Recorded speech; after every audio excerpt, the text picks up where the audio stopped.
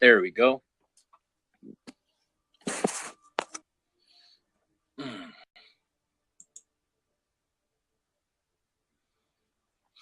See if anybody joins.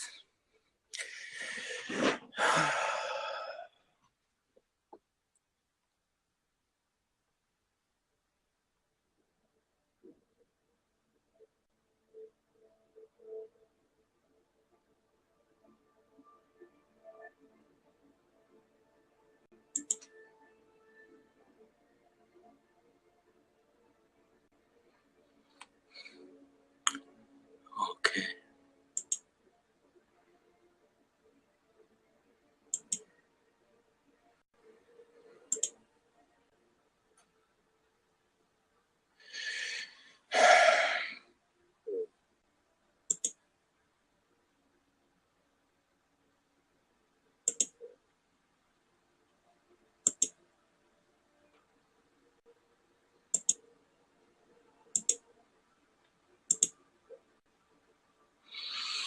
Oh, come on.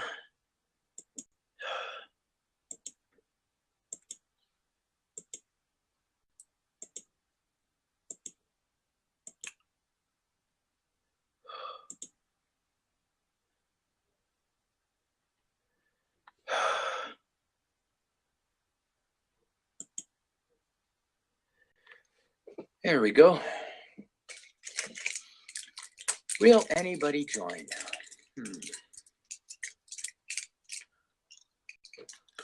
We shall see.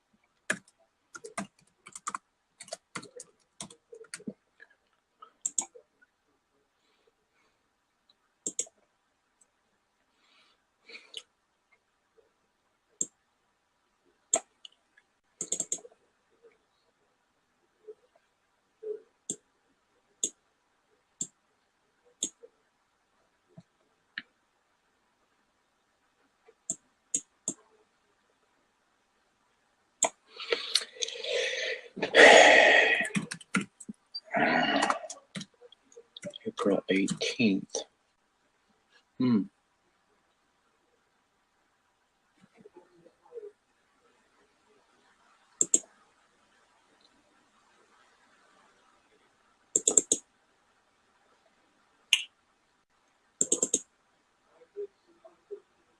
That's a short MP4.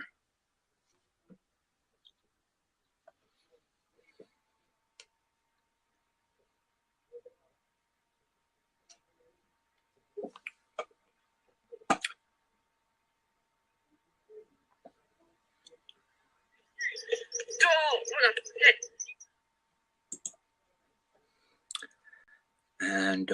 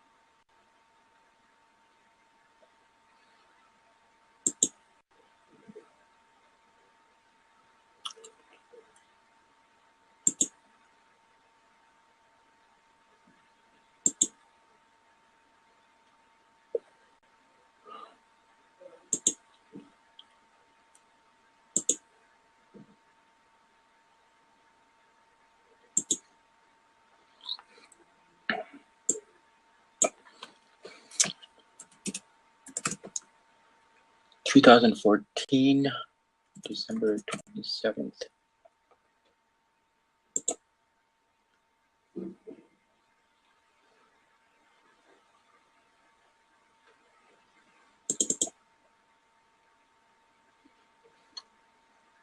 Nobody wants to join this blab.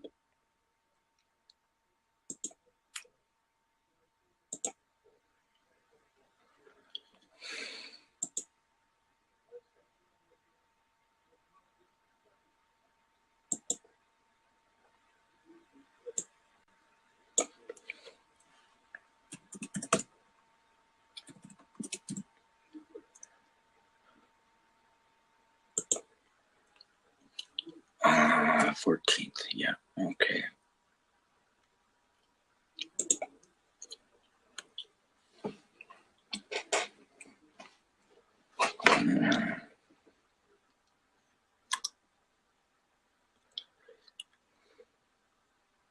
Oh, he just popped in and popped out.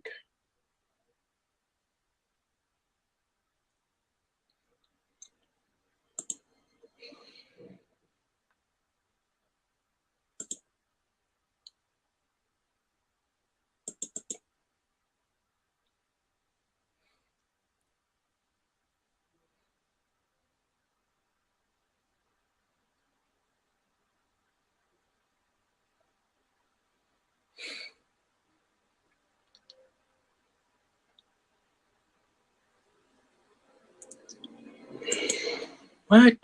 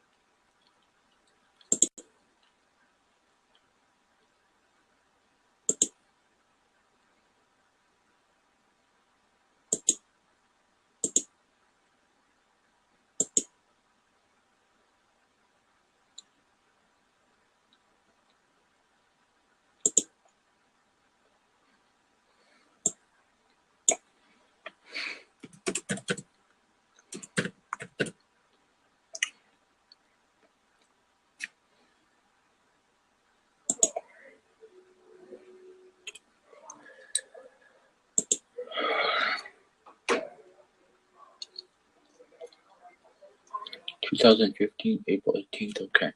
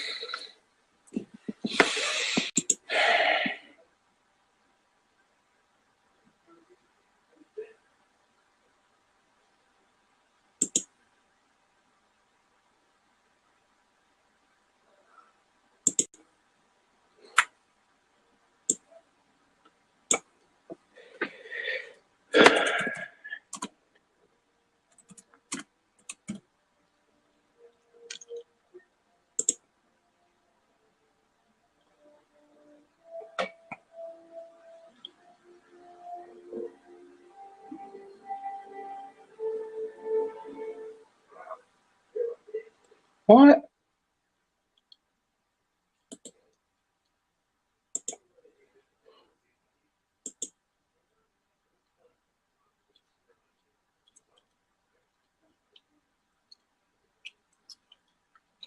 Oh, hey. Do you want to join in the conversation?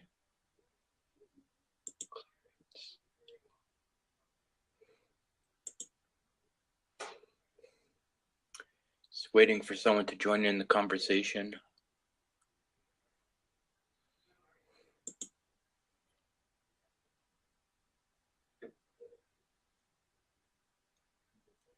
Oh,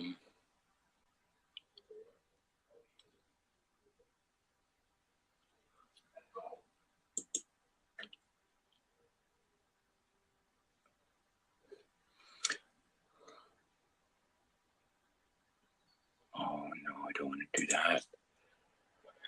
Oh, this is not a very good blab.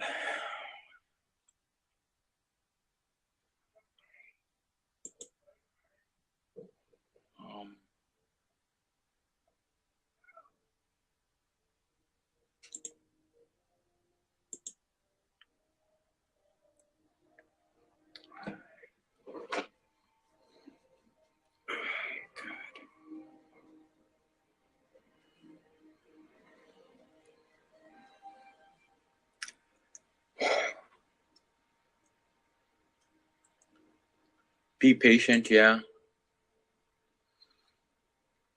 Yeah, I think I'm going to have to be.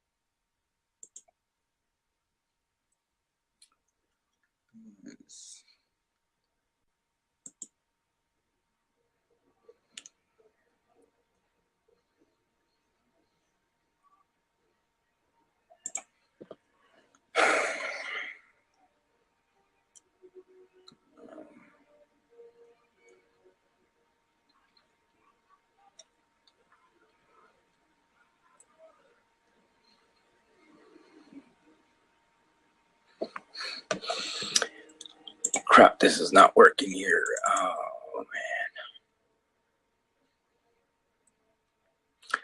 Just trying to do some computer work.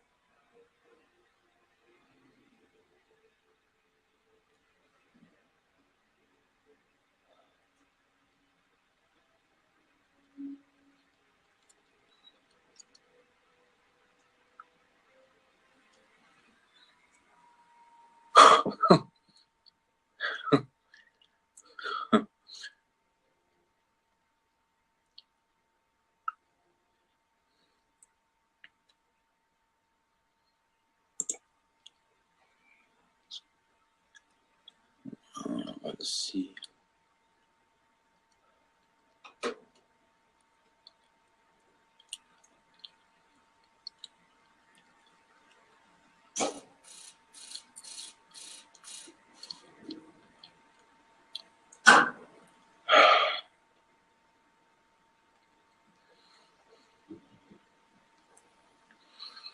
Hey, you want to join?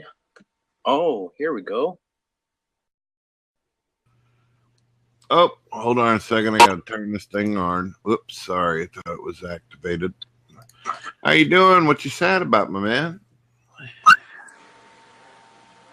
Oh, it's an ongoing thing. Ongoing thing. Yeah. I've constantly struggled with depression and anxiety, eh?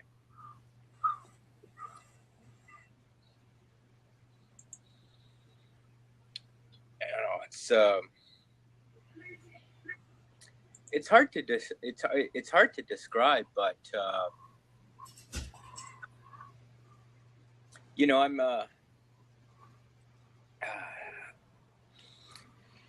starting new projects and that, and I'm just trying to fight off a depression of sorts, you know. Mm-hmm. Um, But do you feel like you have something to be depressed about, or is it just come on you and you don't know what to do about it? um, no, I get. Yeah, there's definitely things I do get depressed about. Just give me a second here.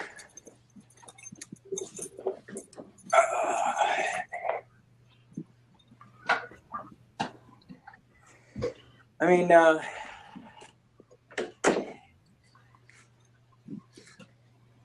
yeah, it's usually themed around the same things, right? So, you know, I get depressed that I smoke, and I've been doing that for 15 years, and I get depressed about my wife's health, and uh,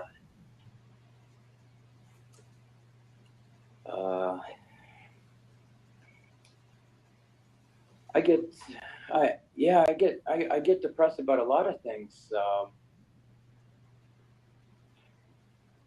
Some of it might be the lack of social interaction too, eh? I hear you.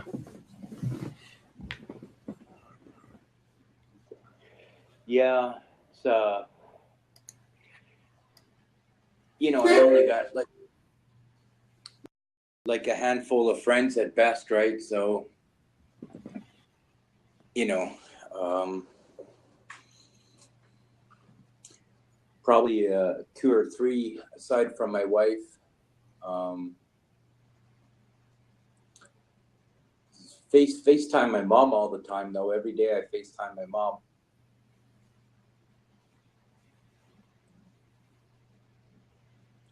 Well, some people would think that they were blessed having at least a handful of friends that you can trust.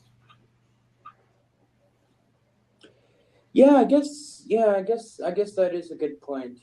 Um, yeah, because I mean, the friends I have are like really good friends. Um,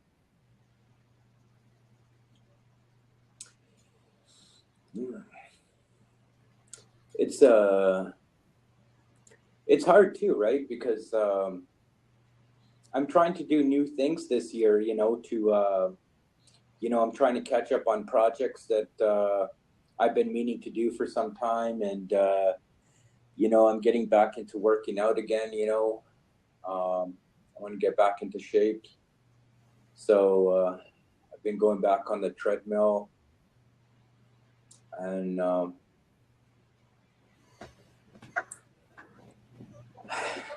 I don't know. I'm just screwed up.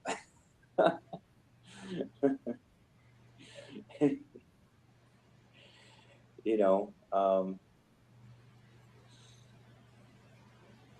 Have you ever been depressed? Sure.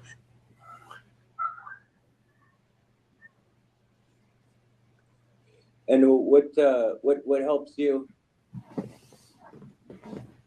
I just tried to take one day to the next, and I try to make sure that whenever I set goals for myself, they're goals I can actually accomplish that are realistic. Right, right. Yeah, I think that's really good advice actually. Yeah. Like on the treadmill right now, I'm just running a mile every second day, eh? Just getting my legs used to the distance, right? Because I gotta get used to. I gotta get my muscles strong enough to run it, and used to all that lactic acid that builds up in my legs. Because I'm not used to that distance, and so that part I'm taking like really slow, and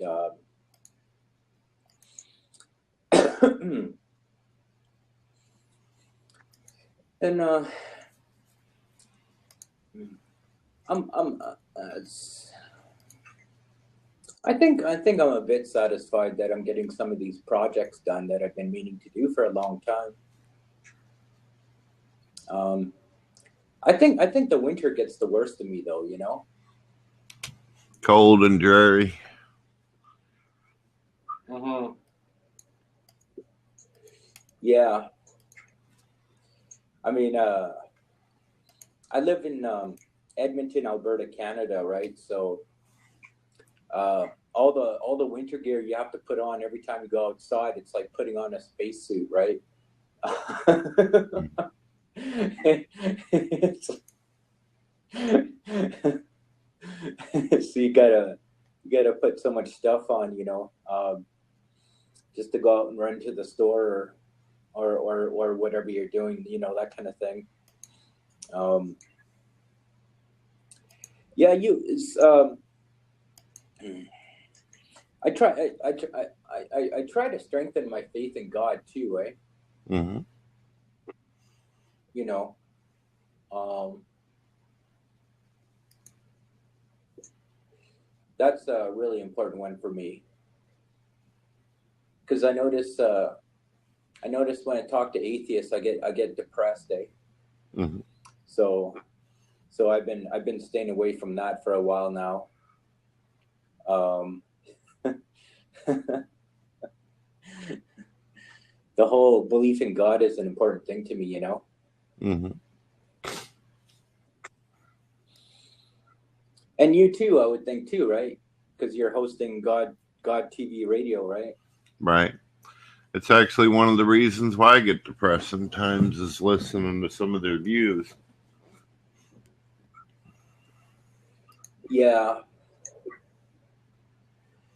Yeah, yeah. It's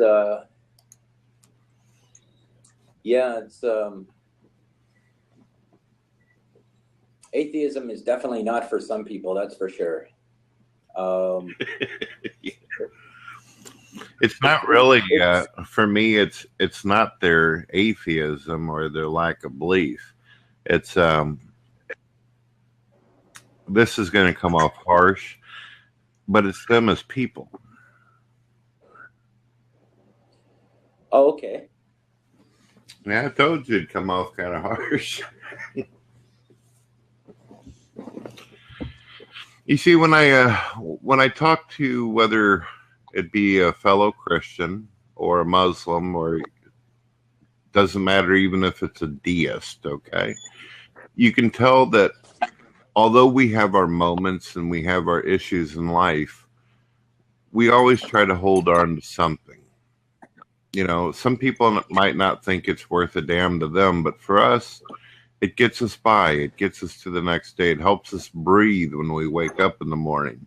Gives us something to strive for, to be better people, as well as believe that there's more to this universe than we expect. And it doesn't seem like that type of drive is behind the, well, you know what I'm talking about. Yeah, I definitely do. Um, yeah, absolutely. Um, and that probably helps me a considerable bit, because even if you're alone in this world, I mean, you still have that relationship with God, and I just wonder like how some of these atheists would do in a world where they're all alone, but there's no relationship for them to cling on to. Mm-hmm. You know, one of my things that I find interest in, and you might think it's unusual, but I like to read statistics. I like to find out what's going on in societies and trends that are going on. And I discovered something that shocked me. I figured, Oh, what's well, you know how whenever you talk to non-believers, they always seem to give themselves off this idea as though they're confident, that they know what they're talking about, and anyone that thinks differently is either stupid or deranged, right? yeah. So what I did was I looked into statistics and I looked into who's got the highest substance abuse. who's got the highest suicide rate. And it is just unbelievable the amount of atheists who have the highest suicide rate and substance abuse of all time. And I wonder why that is, because they claim to be rational and logical. They claim religion is the mass of the opium, but they're the ones doing all the drugs. That is very interesting. Yeah. It's a tidbit, you know, statistics, what can you do?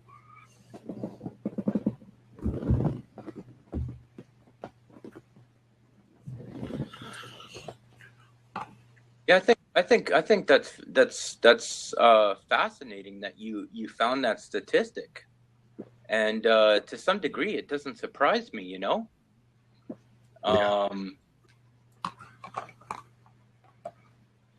Because yeah, it makes sense that well, I believe that we're made to find God, you know. We're designed to connect with God and yearn for God, you know. I think this is how God made us in our hardwiring in our psychology. Yeah. You know, Richard Dawkins, he's got an article on his site. I don't know if you're familiar with him. He's an atheist biologist. And yeah.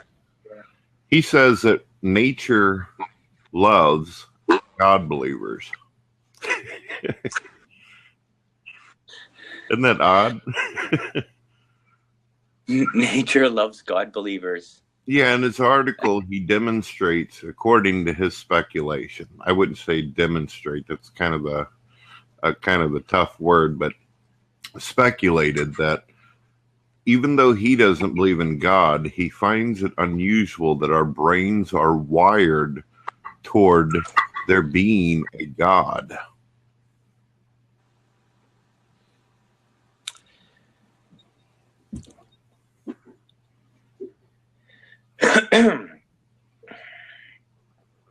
Do you understand what I said, or did I break up on you? No, I did understand what you said. Yeah. I just,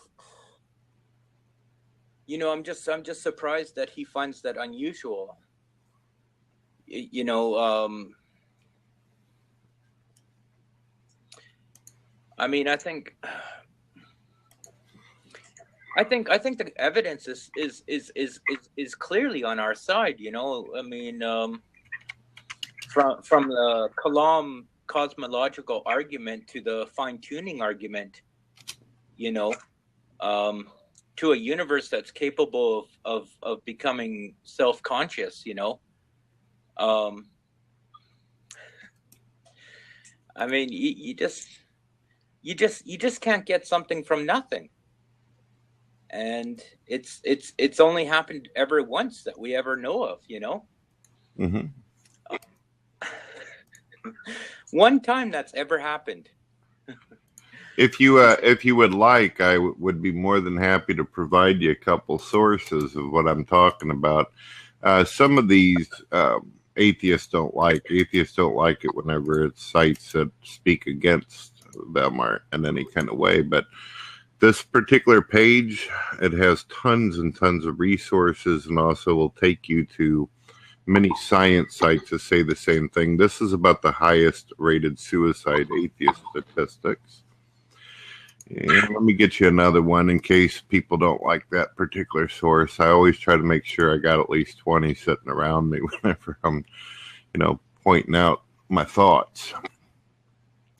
Yeah, if anybody out there wants to, you can type in atheist highest suicide rates, and you'll even find atheist sites where atheists are discussing this. You know what the biggest excuse I've heard so far is, Darry?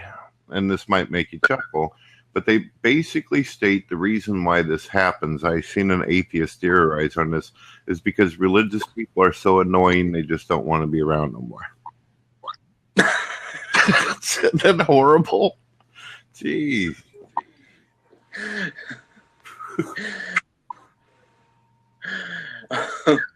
It's, I know. It's like, wow, goodness gracious. Then don't go out for Christmas if you're not into it, right?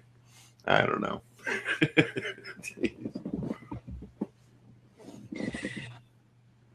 Yeah. Um,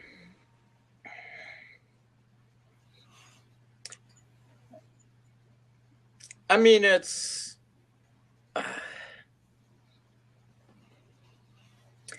Yeah, I mean, people have different reasons for believing, and different explanations by their reason, um, and and I think sometimes, the reasons they believe can be, explained in a rational manner, but I don't think it accounts for all the reasons, um, um, it's I mean, like I just wonder why that is, though. Like, is that because religious people are pushing their views onto atheists, or? Derry, I myself, I don't know if you know this about me or ever heard it, but whenever I was younger, growing up and everything, all the way up until my late 20s, I was an atheist. I was an unbeliever before I came to the idea of God. And so I got a chance to be able to actually hang with atheists behind the scenes and all that and hear what they really think, what their thoughts are, all that kind of stuff. And I got to say, I never had Christians pushing on me or slamming on me in any kind of way. The only time I interacted with them was whenever I went out to talk at them. So whenever I hear them say things like religious people are pushy and doing this, I mean, what's the worst religious people do? They'll come knock on your door and ask you if you want a pamphlet or if you want to talk about God. And you can easily just say, go away. It's that simple. So where's the pushiness at? You know what I mean? Yeah, so you used to be an atheist. What changed your mind? Well, I felt like I had a personal experience, and also unlike a lot of people that I've met out there who considered themselves inclined to be atheists, I felt like it wasn't enough just to simply claim that the universe wasn't big enough for a God. I decided that I wanted to look into science more. I wanted to look into philosophy. I wanted to not only be critical of other people's position, but of my own. So I questioned my own position. A lot of people don't like to do that. And I did. And I came to the conclusion that it's more rational and logical to believe that there's something as opposed to nothing. You get what I'm saying? Yeah. Yeah, it's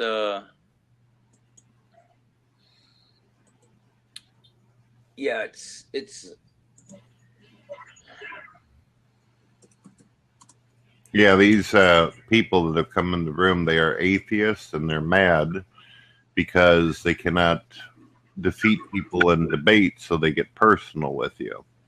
They make videos attacking Christians and such. You've probably seen that kind of stuff. Yeah, I know who they are. I've seen them before in the chats. Mm-hmm. Yeah.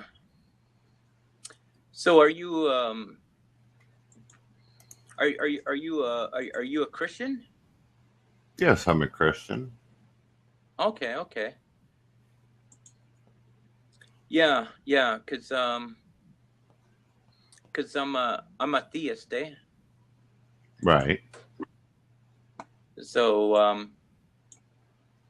but yeah, that's okay because we both believe in the same God. So right.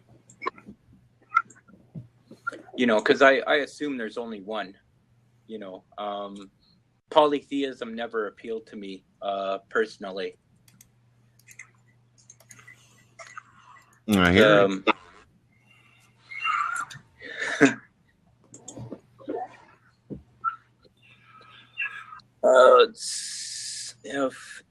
It is far more from being good news, learning that we're alone in the universe, that no one hears or answers our prayers. Humanity is entirely the product of random events of which we have no intrinsic dignity than non-human and even non-animal clumps of matter. Oh, you face there now. Oh, yeah, that's... Yeah. There you go.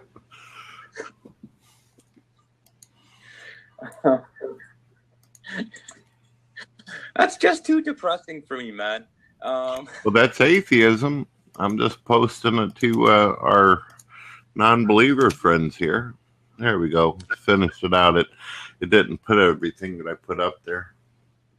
I mean, Oh, somebody's trying to call me. Oh, there we go. I went ahead and took care of that. Yeah, I've got my phone number out there for people to be able to call me whenever they like. But I've been answering over tons of calls all day. I need a little bit of a break. Yeah, fair enough.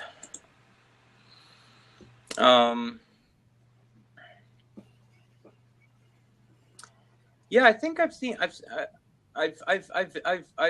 been in your show a couple of times. Mm-hmm. And yeah, it's interesting. I'm very much into any type of theistic discussion, eh? Yeah, I think that you actually spoke to me a while back on one of my shows called God is Love. I think you came up for like a couple minutes, but you had something you had to do. Yeah, it was cool. Yeah, I was in another show, and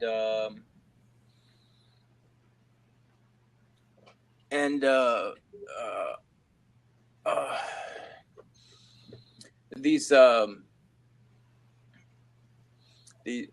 yeah, God is love. I like that. But yeah, getting back to my depression and anxiety, because I didn't really want to do a theological discussion. We don't have to.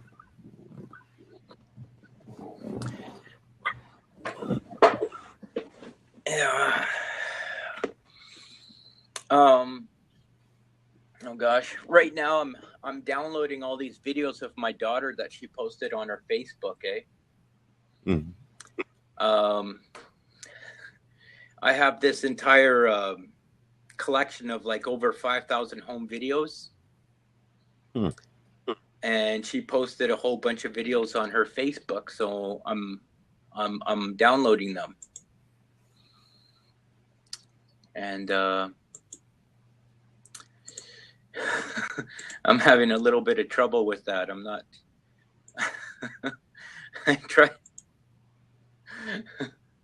I try to download the video and the wrong video comes up. It drives me crazy. When technology doesn't do what it should do, it's that I don't like that. I've got a love-hate relationship with technology, eh? Mm-hmm. So what's the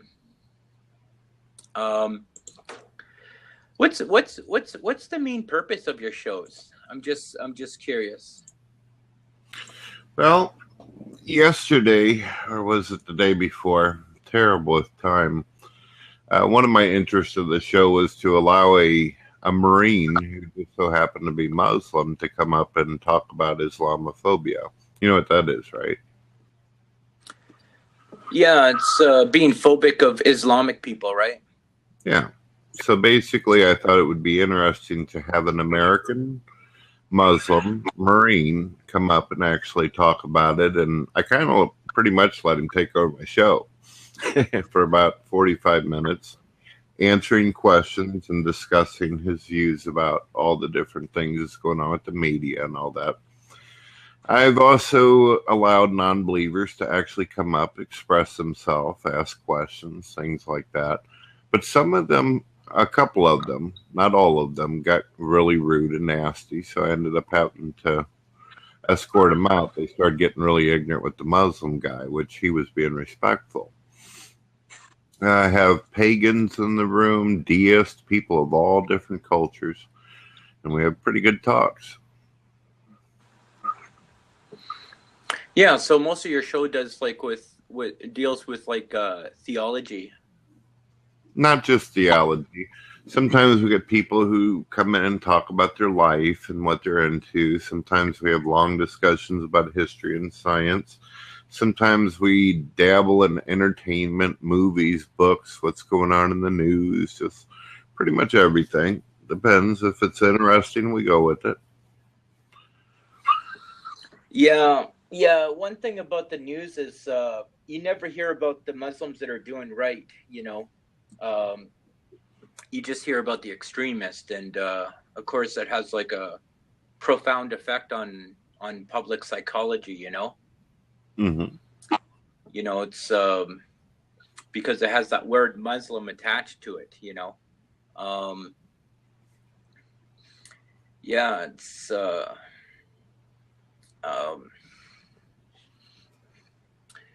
and people like Donald Trump have only served to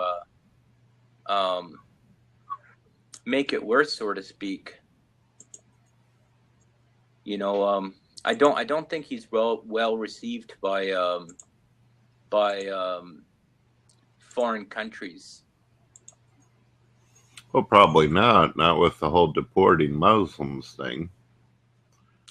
Yeah, it's an interesting thing. It's it kind of parallels to what America did with the Chinese a long time ago during World War II, I think it was, or the Japanese, I should say,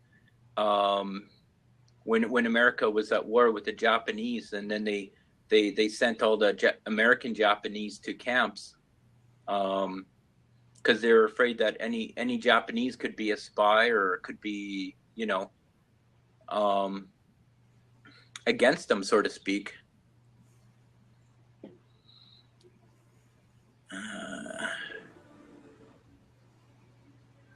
I'm listening. So it's sort of parallels with that idea, you know, the damage it can do when you look at a group of people and you characterize them in one negative way, you know, and say they're all bad, you know, or we have to contain them all, or we can't let them all come into the country, you know, this type of thing. I mean, historically it hasn't worked out very well, you know. Nope.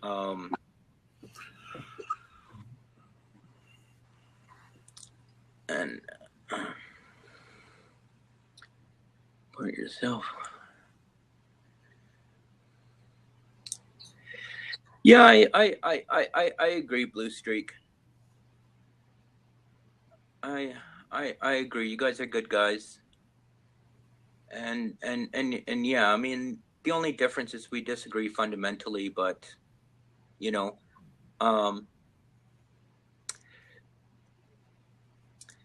but the one thing that we all have in common is our humanity, you know.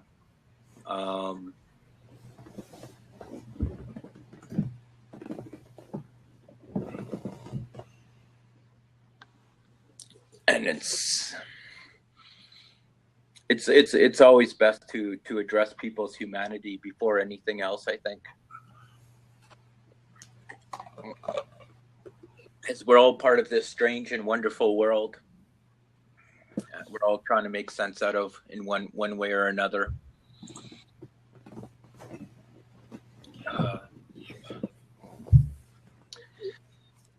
This has sort of been a kind of a strange conversation. It's sort of been like all over the place, you know. I sort of figured that like other depressed people might join, or people that had anxiety issues, and we'd get into like a whole conversation about that, you know.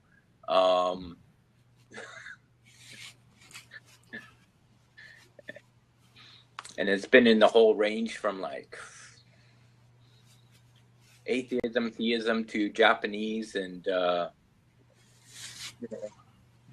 all this. Yeah. I can't keep my head on right sometimes. Well, sometimes a good distraction helps get you away from depression and anxiety. Oh yeah, let's see. Hey, is my mic working? Yeah, your mic is working fine. Yeah. Excellent, excellent. Hey, Darryl.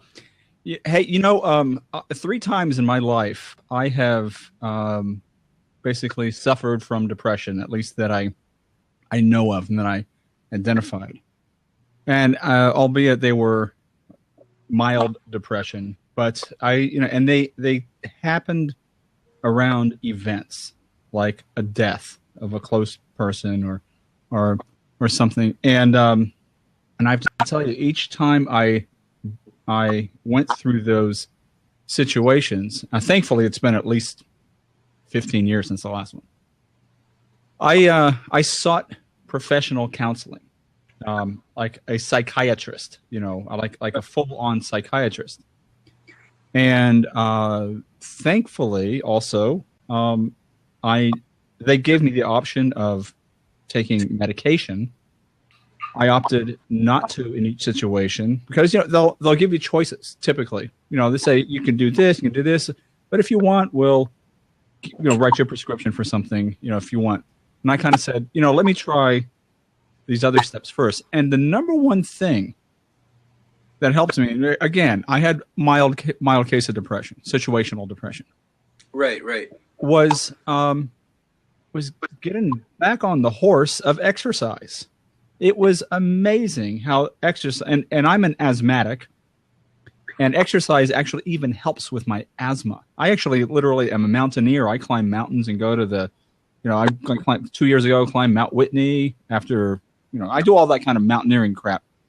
And when as summer gets closer and I start getting back into shape for that kind of thing, the physical exercise as I train up for it, I feel there's like a dopamine kind of thing. I don't know what it is, but when I get back on that exercise horse, as figuratively speaking, no horses were harmed in the making of this.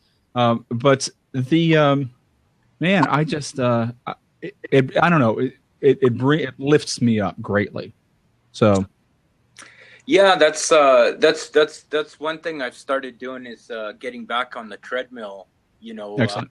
Since the 1st of January, and that's definitely one of my goals is to get into the best shape I can, by summertime. Do you have a hobby or something that or maybe that you've put aside that requires exercise and being in shape to do? Even if it's something like just like hiking or something. Well, I like dancing, and I've done a few dance demos on YouTube. Perfect. That's a perfect one. What kind of dancing do you do?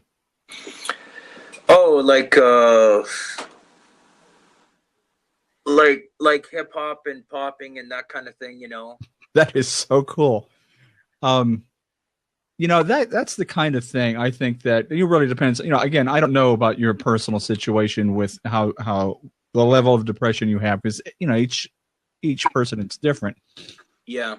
But that certainly sounds like you have something. You have like an arrow in your quiver, as it were, to attack it with, which is a hobby or some kind of activity that you love. You may have been put aside a bit. I don't know. It's a thought. Start dancing. Get up and dance, buddy. Yeah, I got to get into shape first. Well, you know what? Here, that's always my excuse, man. Because I always think, oh man, I don't want to put that backpack up on my back because I'm already toting around 15, 20 extra pounds. And well, one of the best ways of, getting back into shape is to put that backpack on in the first place. Then it'll help you drop that 15 to 20 pounds or whatever it is. Sometimes it's just doing it first. Yeah. I hear you. Yeah, I'm also getting like back involved in some personal projects that I've neglected for some time. Such as.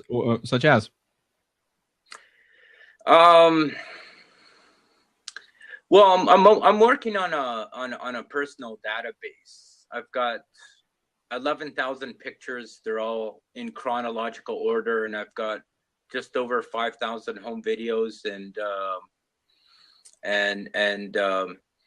I've got a few hundred writings I've done in Microsoft Word, and it's just like a whole archive of my life. Do you ever use a like a to-do kind of program that to help you get organized? Because that's part of it, is getting started on these things is staying organized. And I use Todoist, Todoist, and it is powerful. It keeps me in line because I have to do this podcast thing, and I'm doing stuff, days ahead of time that I have to do, scheduling interviews and all that kind of stuff. And this thing has whipped me into shape, and I'm not perfect. I fall off a little bit, but it reminds me. And so, is it like an iPhone app or something, or? You can put it on the iPhone. I more often than not, I use the web-based app right on my computer. So I have a link to it, and so and it also has a I forget a browser extension as well. It's awesome. So it's called Todoist. So Todoist, I'll have to check that out.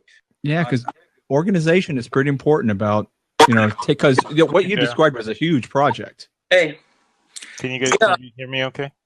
Yeah, I hear you fine. I can hear you fine, yeah. Okay.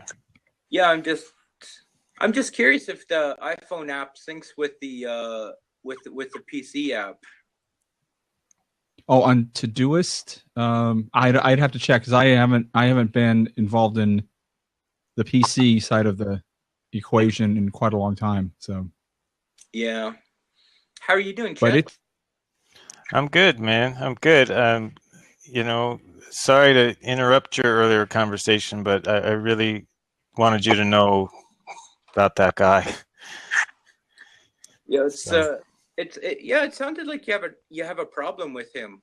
I'm not too sure what that's about. Well, it's not just me. It's pretty much everybody he's interacted with over the last several years.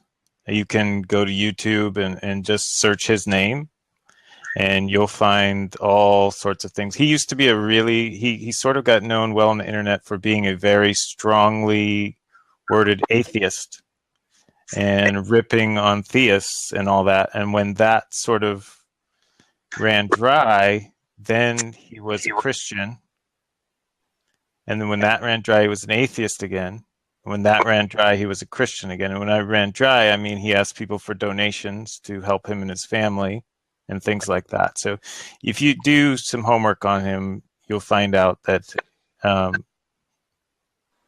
he has alienated people on both sides of that, whether they're theists or atheists. And I did a little research on there, and I was aghast. I was going to name him the Blue Streak Science Asshole of the Week for today's episode. but I decided not to, and the reason why is because he is the worst. I hate to do it, but say this kind of thing, but he's like the worst kind of troll. Mm-hmm. And he does it for profit, apparently, what I've been reading, and what they call what is it, begging or something. And so, like I said, he's alienated so many people, and it gets really virulent, and things like dropping docs on people, very personal kind of attacks. And so I've been warning people about him, and just be cautious.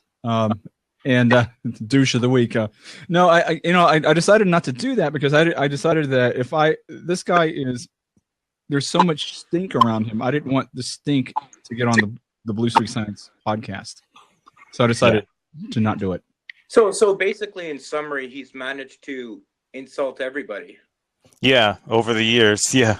Yeah. Not only insult, but directly attack people and try to hurt their reputations. He goes on people's YouTube channels and reports all of their videos. And he recorded this and put it on his own stuff. So people have evidence of him directly doing these kind of things. So it's not like people are making it up. There's video of his own videos of him doing this to people.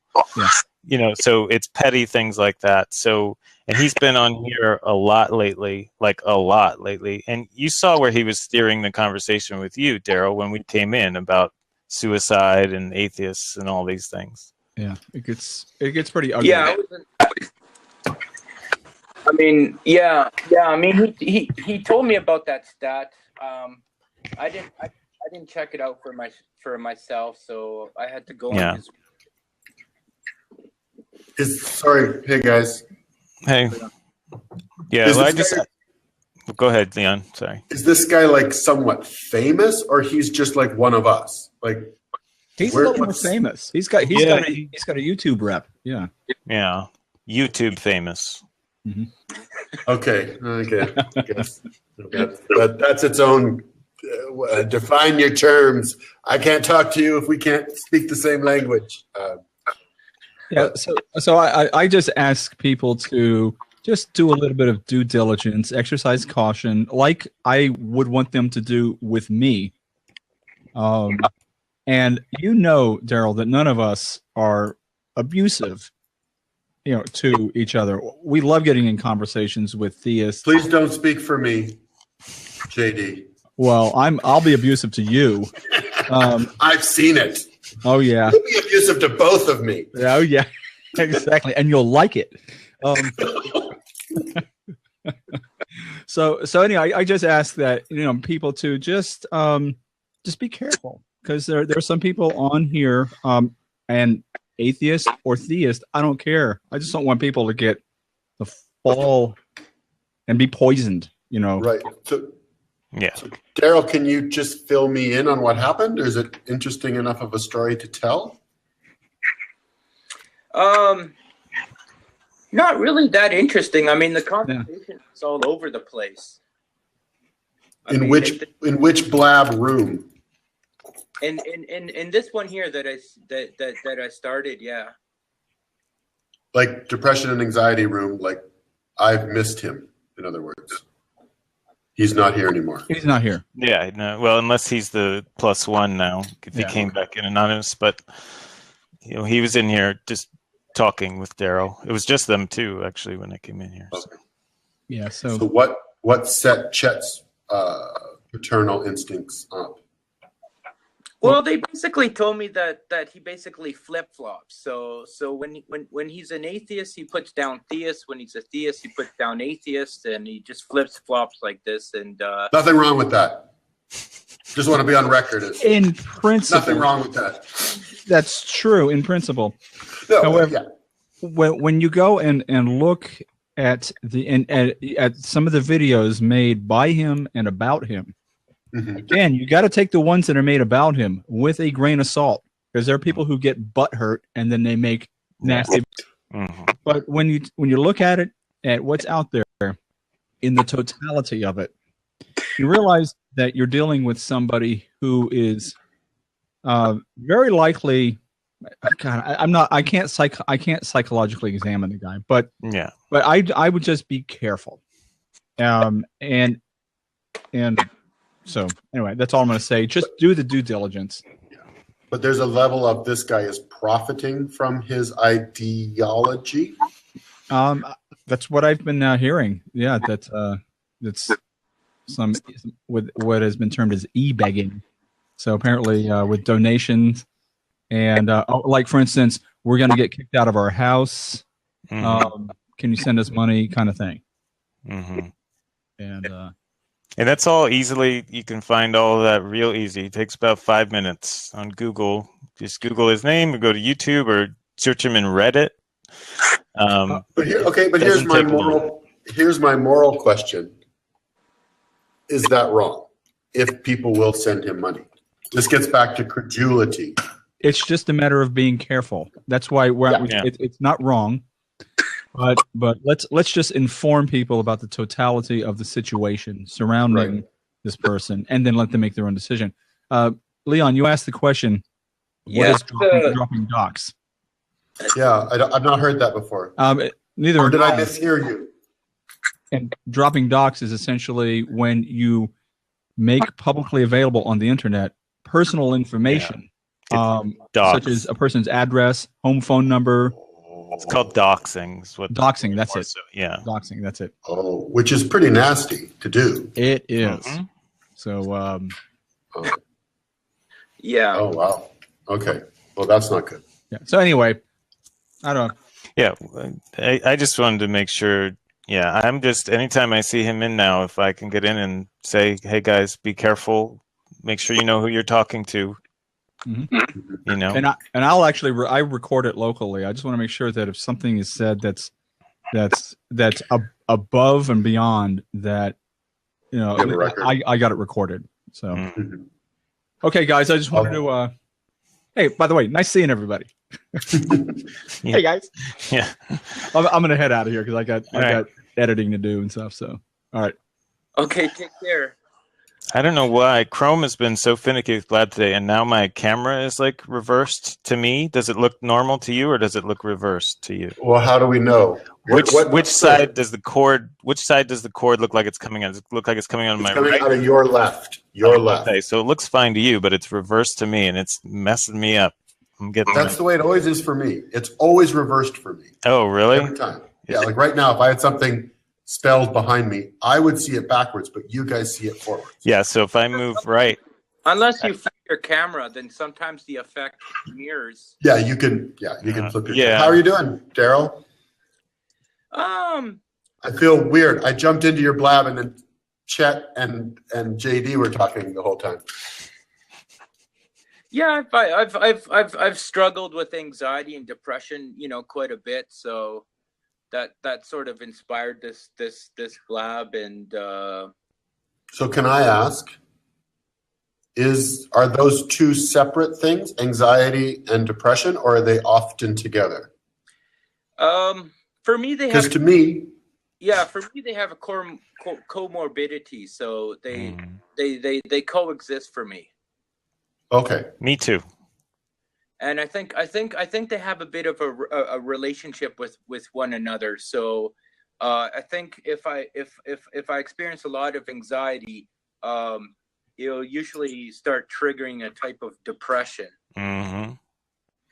Following that. Mm-hmm. I understand that totally, Darryl. And I don't know, Leon, if you have it. Some of it, just from a pure biological stance, it's just you're tired.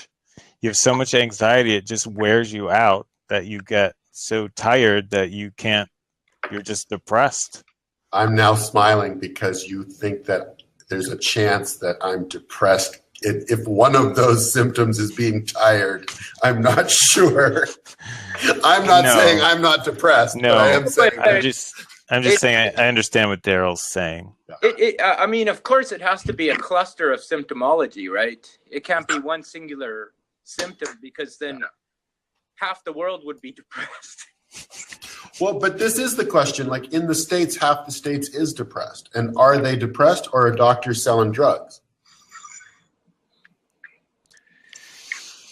I think the issue is fairly complex. certainly, I'm not being provocative. Do you know what I mean? I think I understand. There are real. Like, I don't like, to say that like depression, for example, is like, say, a lack of dopamine in the brain. So you give someone a dopamine reuptake inhibitor and flood their brains with dopamine. I don't think that's always like a fix to the depression. I think there's something more complex in action. Something more intricate going on that's overseen and going back to doctors prescribing all these drugs. I think they're going by these very simplistic models. Right. Darryl, have you felt this sort of your whole life, or was there an event that you sort of trace it back to, or? It all started in my early adulthood, and then just progressively got worse and worse. Mm-hmm. To the So worse and worse until today, or was there an upturn somewhere in there? Well, I'm getting my new spy pen tomorrow, so I'm a little bit excited about that. Right. Spy pen? What's a spy pen? It's basically a pen that has a little camera in it. Mm-hmm. Yeah. Who are you going to be spying on, Darryl? Oh, I just opened up a whole can of worms with this, didn't I? And I'm going to remind you are recording this. The record light is on. I know. Well, it's me and my wife. We like to go out for coffee dates, right? Okay. It's one of the things that lifts me up, and I'm a very sentimental type of person. So, I'd like to get videos of this.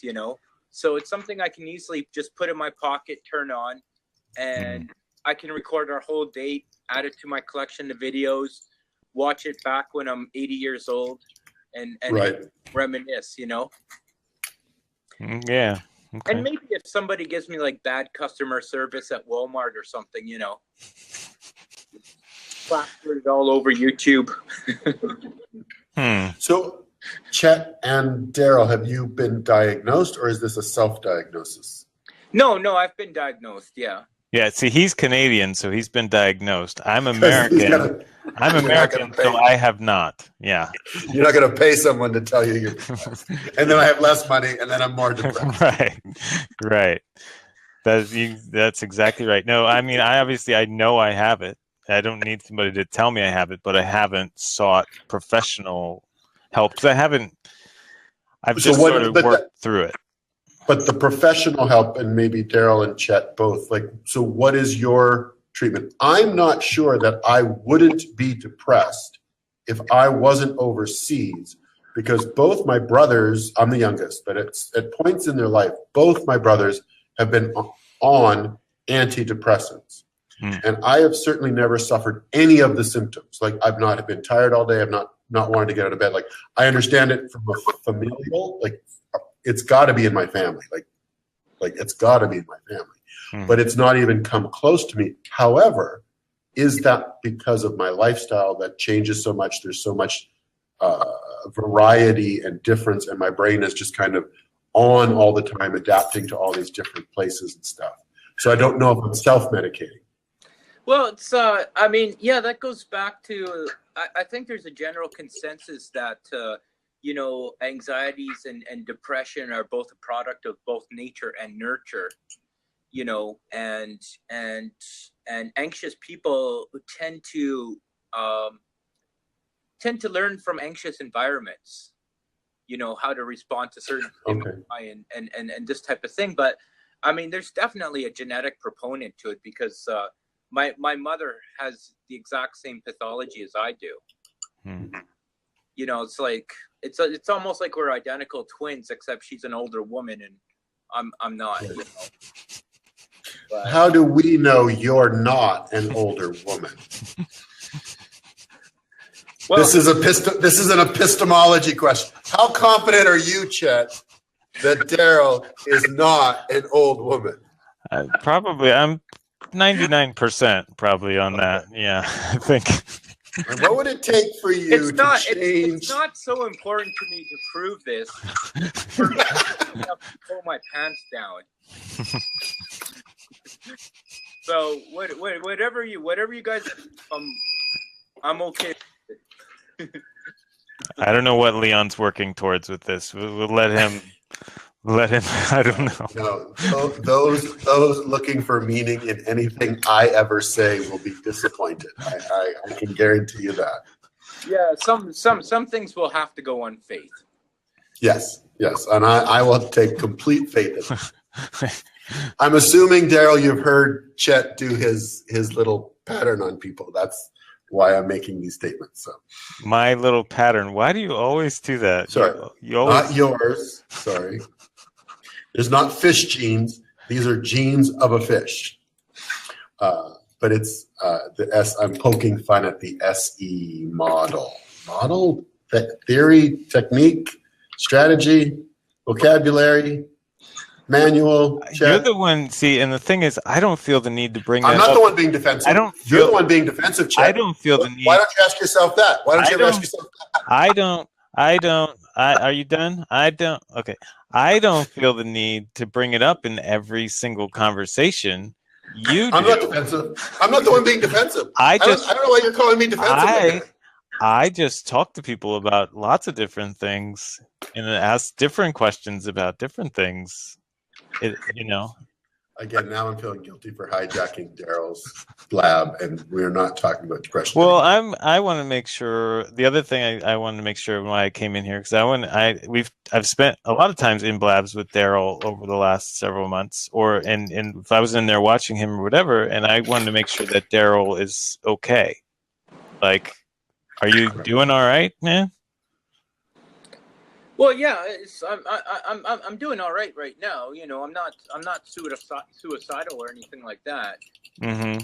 It's I just tried to kickstart the new year, and I'm just battling these depressive thoughts. Like I'm trying to train my mind to think positive. But that's it's a hugely challenging thing to do. Mm-hmm. Is to first find positives and then acknowledge and realize them at the same time. It's like a multifaceted process, Mm-hmm. Is this seasonal for you, Darryl? Like, I mean, is it worse in this time of year for you? Yeah. I would say I have a bit of a seasonal affect disorder. Mm-hmm. Are you in Edmonton or Calgary? Edmonton, yeah. Yeah, that's north. Like, I don't know if Chet understands the limited daylight in Edmonton. Edmonton is weirdly warm for its latitude. Which one is north and south? Latitude. Yeah. Have you ever tried like the full spectrum lights? Have you seen those, Darryl? I haven't tried them myself. I've heard of them though, and I do feel somewhat a little more optimistic in brighter lighting. Mm-hmm. Yeah. I just feel that I feel a sense of being lifted up. Mm. Yeah. So I do think there's something to that science. Mm-hmm.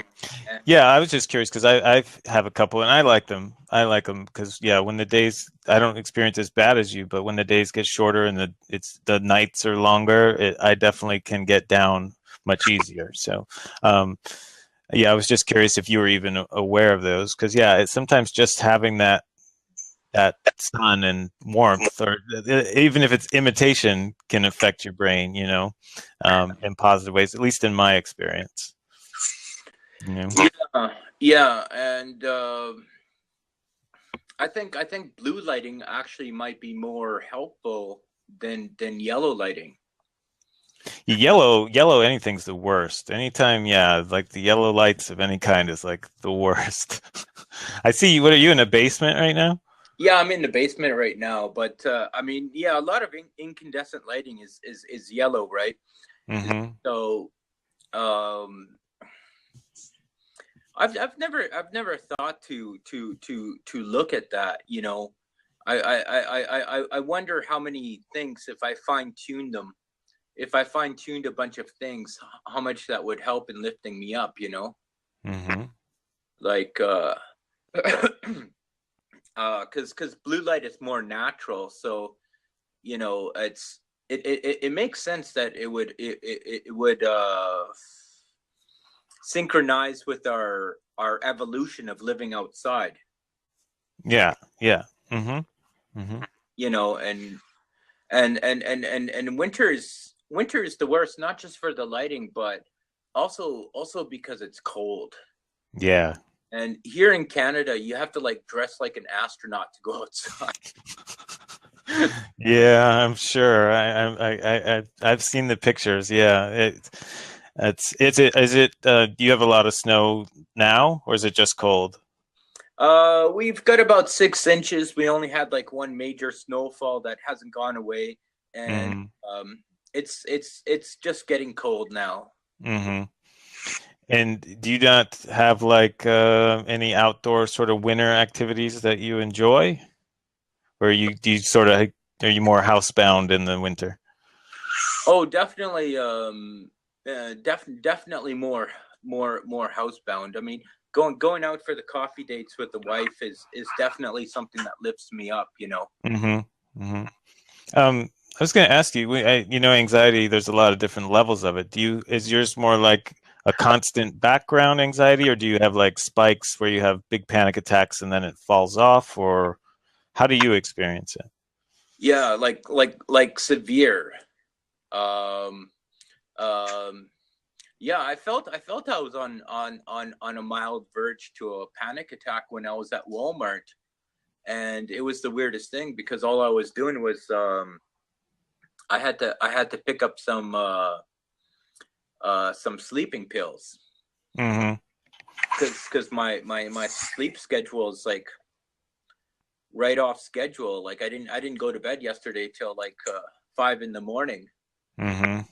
You know. Just because you were just restless, or you just couldn't get comfortable, or Well, that's usually the case, right? I usually have like all these thoughts that are just bouncing in my head, and it's like my brain is just like too active to allow me to mm-hmm. shut down and go to sleep, you know. Right, right.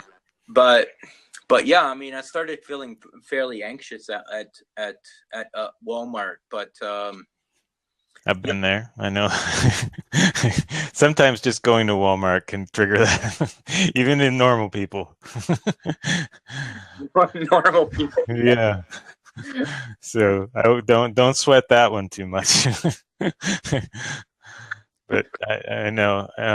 So I guess I was curious. Yeah, I was just kind of curious because I've experienced in my life times where it was really high peaks and really bad panic attacks, and then it'd crash, and then it'd be fine for a while. And then I've also had it where it's like just kind of a steady background hypervigilance kind of a thing too, So I guess I was just sort of curious, what your experience was, so I could kind of understand it a bit better.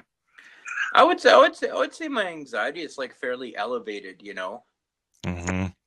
I mean, it's to the point that there's just certain things I don't do, you know, like I don't go on the bus by myself, you know. Mm-hmm. Oh yeah, I know that. Um, have you? I mean, I know you research a lot of things. Have you looked into the actual like biological things that happen when you have anxiety? Like, do you understand what's happening in your body when that happens? I think it's yeah, as far as like the physiological implications.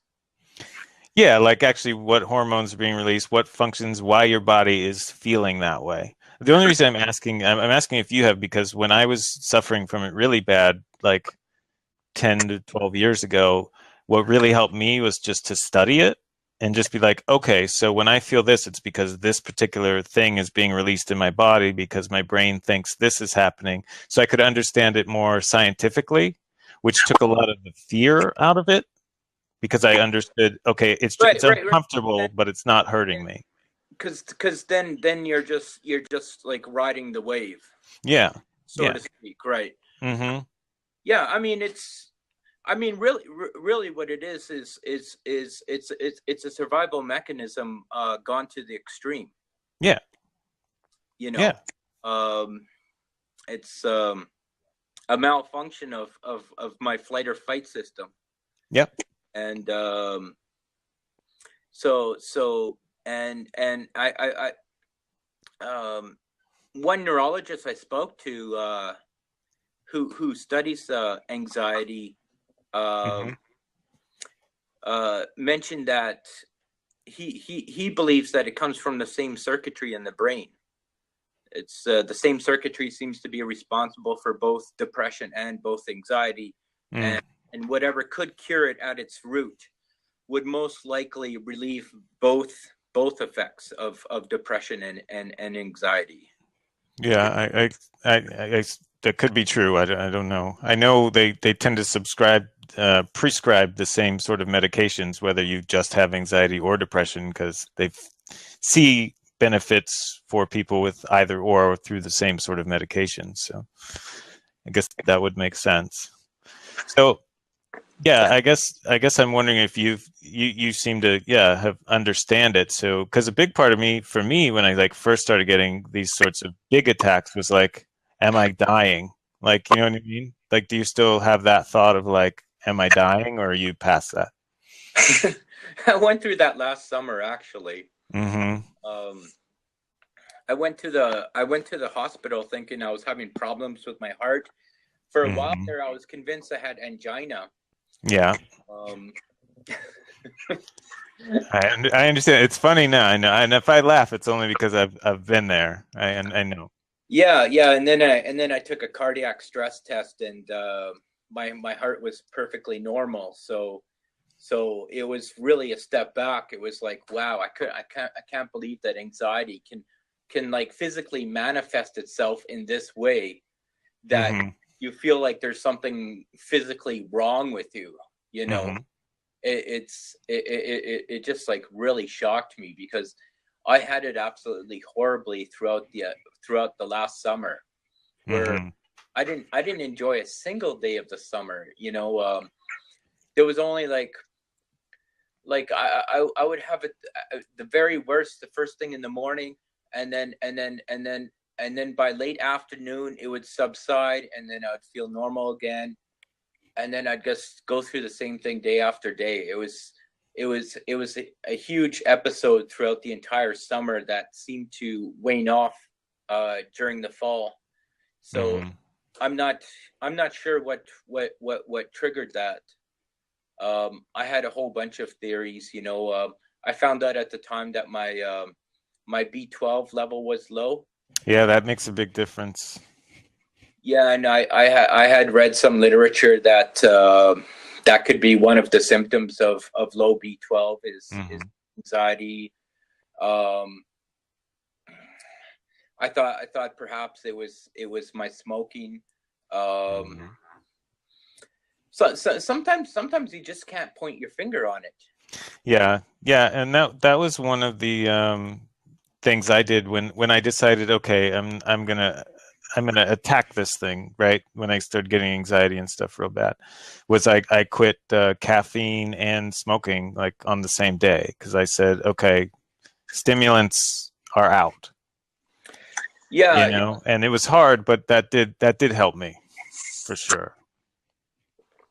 Yes, too many stimulants is definitely not good for anxiety. Yeah.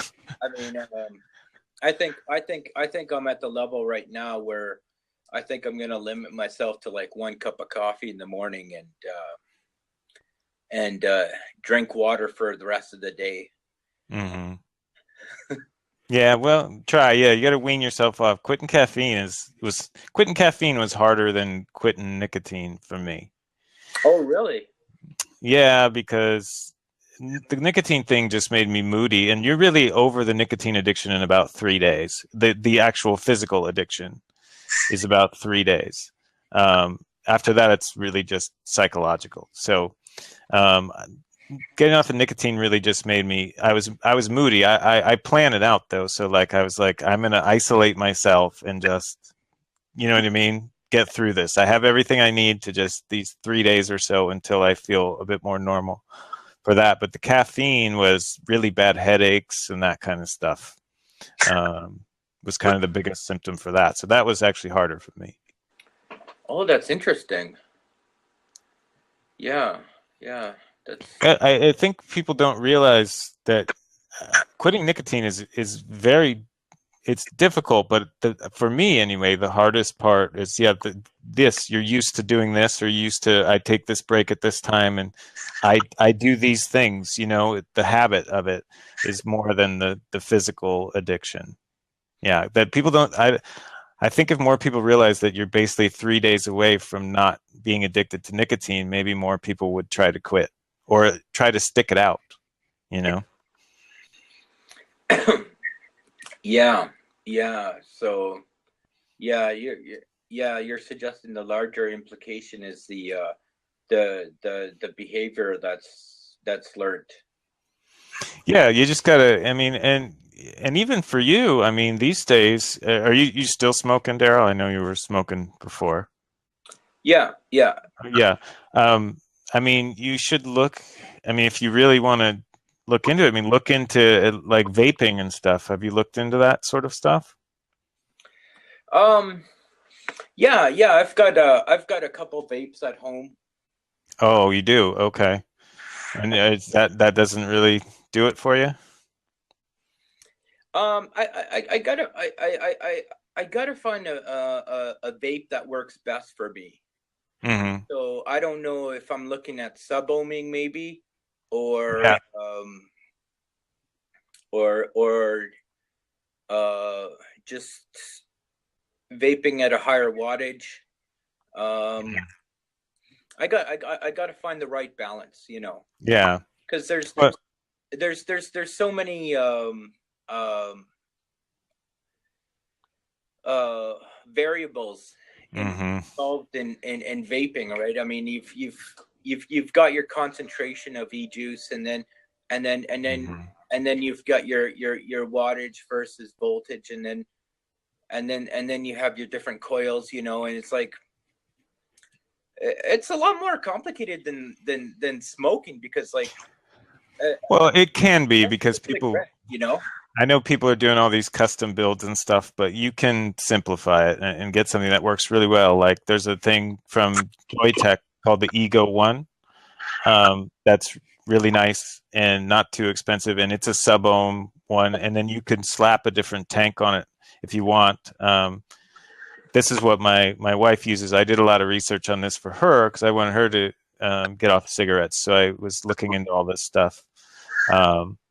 And if you're just looking for like to get into like a sub-ohm one that has good reputation, that Joytech, it's Joye Tech, and then it's called the Ego, like little e and then Go One, and the batteries and that are really good. She's been really happy with hers, and then we put a different tank on it, but I have a little one too that I use with no nicotine. I use it every now and then when I just want something to the flavor, you know. So that's a really good. I did a lot of research. So if you're looking for something that's not complicated, that you can, but that's works really well and is cheap, you know, the little coils, you have to replace the coils. They're relatively inexpensive and they last a long time for that. So but I was just suggesting that as a way to, because you could come down on your nicotine some, you know, through the different levels in the e-juices and stuff, and then,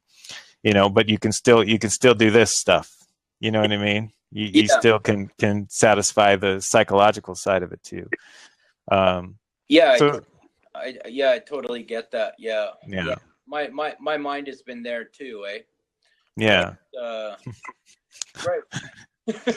No, I just love when you said A. My mind's there too, A. Just like the Canadian thing. That was anyway. So that's all I know, man. yeah.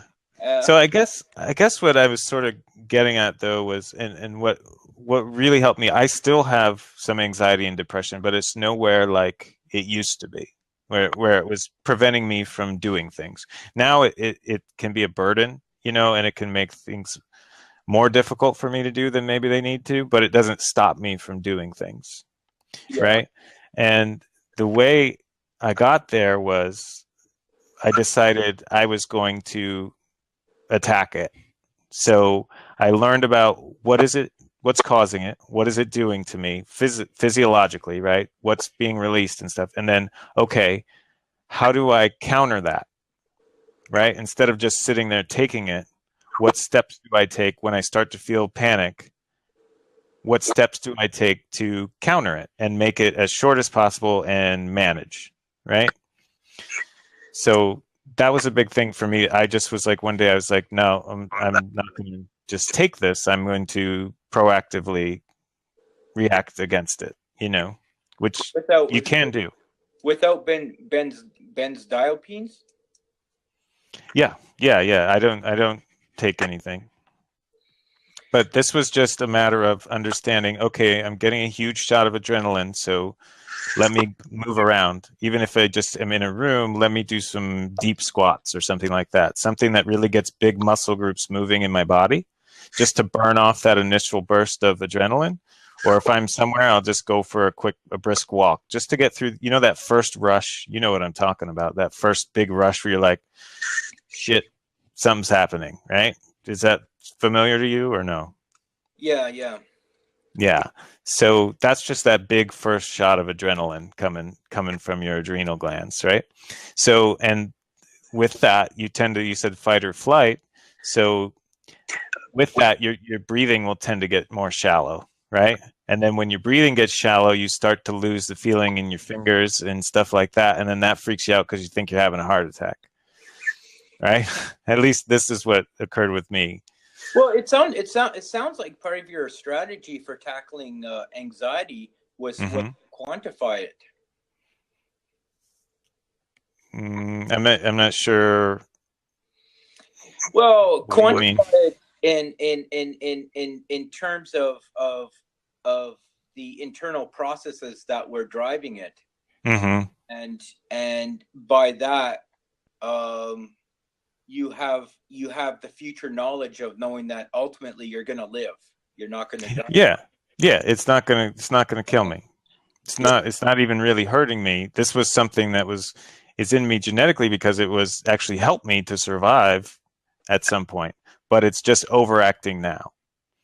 So if it's a biological thing, then I can do things to counter that as well. And one of the big things is, burning off that initial adrenaline. Second thing is taking conscious control of my breathing.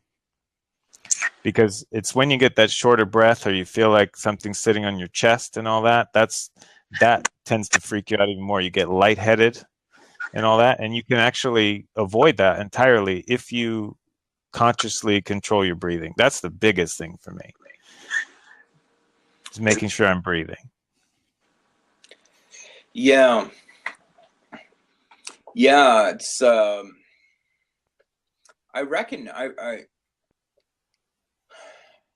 reckon you could almost control your heart rate with your breathing. Yep, I do. And I still will feel not great, but I don't get the full. It's manageable. Yeah. And that's really that's the other thing. My expectations are not that I'm going to eliminate it entirely. Not instantaneous. Maybe someday it'll stop. So I don't have that expectation or put that pressure on myself of, oh, I can't have this at all. Do you know what I mean?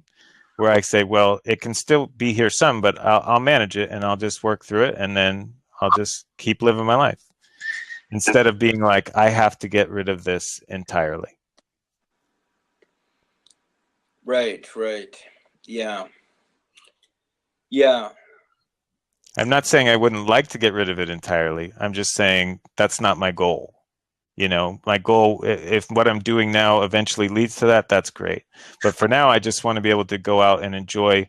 I really like going to stand-up comedy shows and you know, and that can be hard. You get into a crowded place, a strange place, and it's really noisy and stuff like that. But I want to go there. That's what I want to do, you know. So I do. Yeah, yeah, yeah. I mean, it would be, yeah. The more realistic goal would be to focus on the management of it versus the termination of it, because Sure. Full termination, I don't think is realistic, especially if it's got a genetic predisposition to it. You know, I you know, I've learned that different things have worked for different people. Some people are just fine with their benzodiazepines. Yeah. I always have a hard time pronouncing words. It drives me nuts. Um, but right now they're like the most effective medication for short-term relief of panic attacks.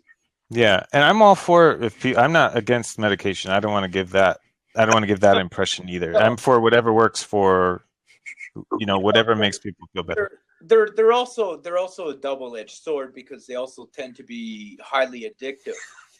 Mm-hmm. You know, so Is that Xanax? Is that one of those, or is that something else? I'm really not sure about Xanax. I think that's an antidepressant, but I'm just trying to think of Ativan is what I have. Mm-hmm. That's part of the benzo family. Okay. And do you take that like every day, or is that like as an as needed kind of thing? Definitely as needed, like because I don't want to get addicted to the stuff, right? Yeah, yeah. It's already bad enough I'm addicted to cigarettes and goddamn Paxo. I can't get off that stuff. Oh.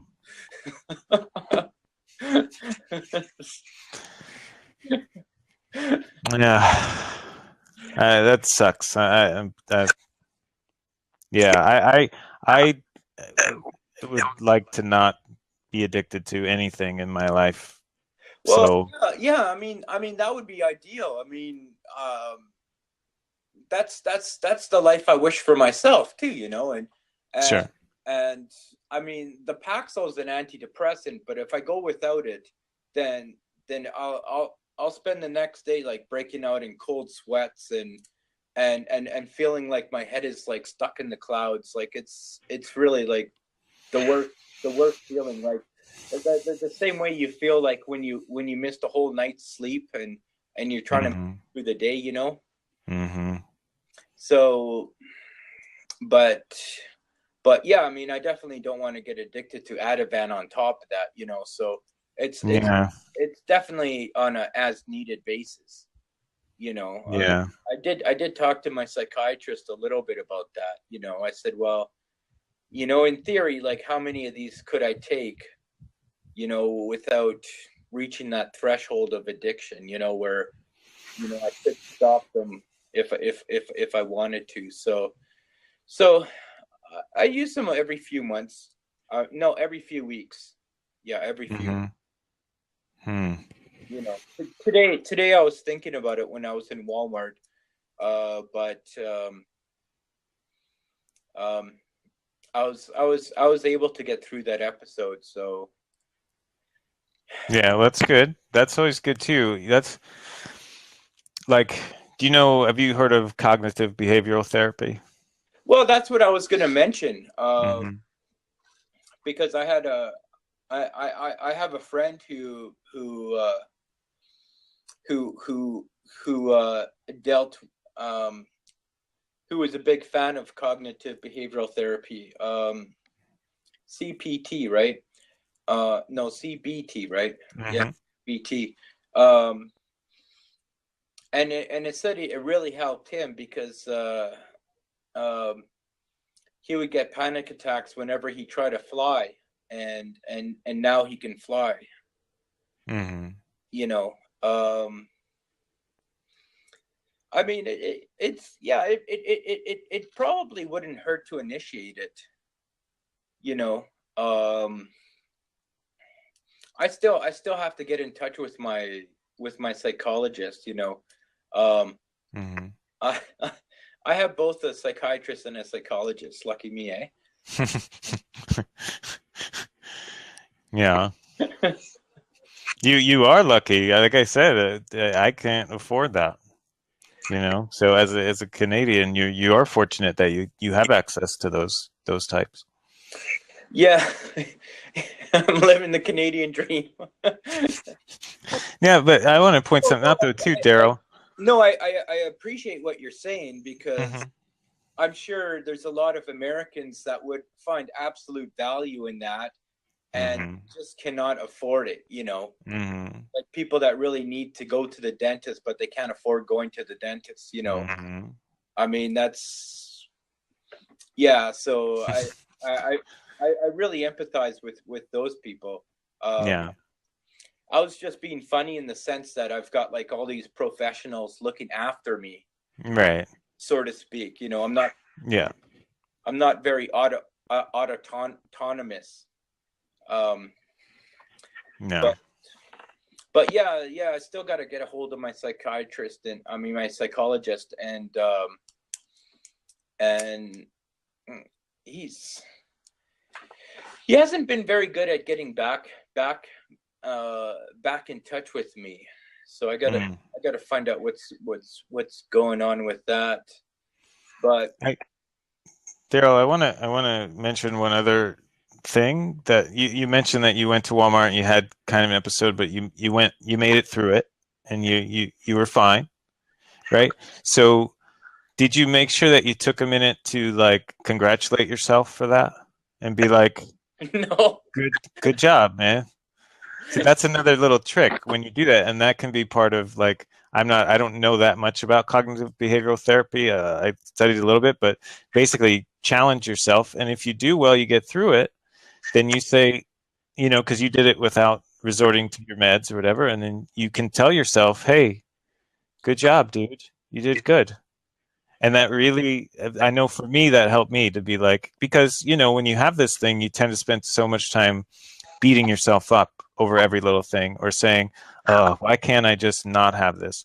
Or, "Oh, here it goes again," or, "Oh, this sucks. Why am I not strong enough to do this?" So, and that's not correct either. That's just your brain playing tricks on you. So when you do things like go through a situation where you could have freaked out or could have resorted to something, but you just made it through, it's okay to say, "Yo, good job, man. You did good." yeah, the thought of congratulating myself sort of slipped my mind.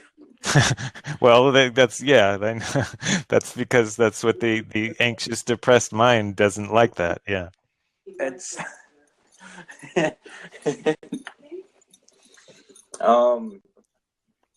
yeah. I mean, you should congratulate yourself for coming on here and being willing to talk about it at all, and just be like, "Hey, somebody, I want to talk about this thing and see what's up." Like, that's a big thing too. I think talking about it it's one of the absolute best things you can do, because then you don't have to hide it. Yeah, and at the same time, it's really hard to talk about, It can be, yeah. Like my wife will sometimes say to me, like, "Oh, I didn't know you were going through a depression. You didn't tell me." And it's like, I don't want to tell her, because I don't want to like burden her with it. You know what I'm saying? Mm-hmm. Mm-hmm. I don't. Yeah, and that's the other trick that the mind plays on you when you're depressed, is it tells you that you're a burden, because you feel like you're a burden to yourself, and so you feel like you're going to be a burden to these other people, when really those people, generally speaking, would feel honored that you would be honest with them and came to them for help. Because Darryl, you probably like helping people. Yeah, I celebrate the idea. Yeah. Yeah, so give that credit to the other people. Along these lines, we were talking about talking. Like, one of the other things, and I'm just giving you my experiences and things that have helped me over the years, because I've been dealing with this like forever. Seems like, since I was very young.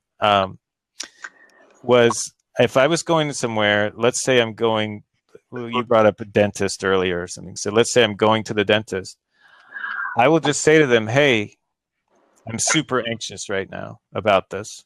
So I'm feeling some anxiety. So I might be a little weird or a little sweaty, but I'm fine. And that will take my anxiety from 98 down to 40, because I'm not there trying to act like I'm not anxious. And I'm not feeling like I have to hide it or be embarrassed about it or anything, because they all know. And then if I have a little bit of freak out, they already know it's coming. And I can just sort of be like, look, this is who I am. Everybody knows. Let's do what we got to do. Yeah, my dentist has been like fairly supportive, you know, like they'll give me nitrous because they know, you know. Yeah. That's actually where I do most of my talking with God, is on the nitrous. Hey, I might if I was on nitrous. And you know me. I've never been fortunate enough to get nitrous, so who knows? So I mean that's one good thing. I mean I've noticed a general trend in dentistry to do with that. You know, there was a time you would never see a sign that a dentist would put up that says "We love scared people." You know, Mm-hmm. you never saw that back in the day. You know, so, Yeah. So it's good that dentistry is starting to recognize that. You know, but you know that costs money, right? All those extra anesthetics, they cost extra. You're lucky that your plan covers it. I know. We established that already. I'm lucky Canadian.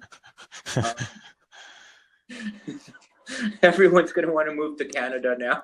Yeah, but if you're scared and poor, you're shit out of luck. Yeah. Yeah, so I guess that's just one of the things, is just being open about it. You don't have to. It's nothing to be ashamed of or feel like you have to hide. At least that's my take on it. You know. Yeah. I mean, the only parts that scare me is the depths that it goes sometimes, you know. And it's like, you know, sometimes I don't want to reveal those depths, you know. You know, because sometimes like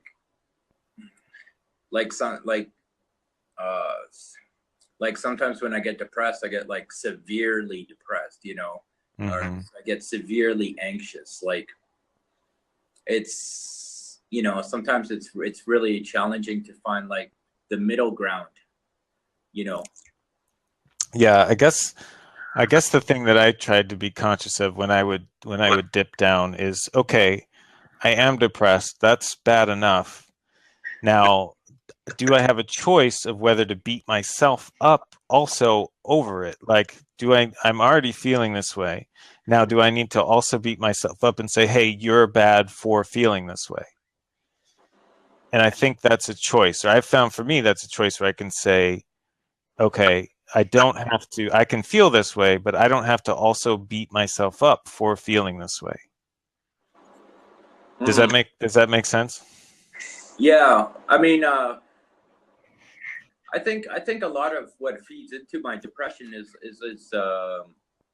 my perception of things. Okay.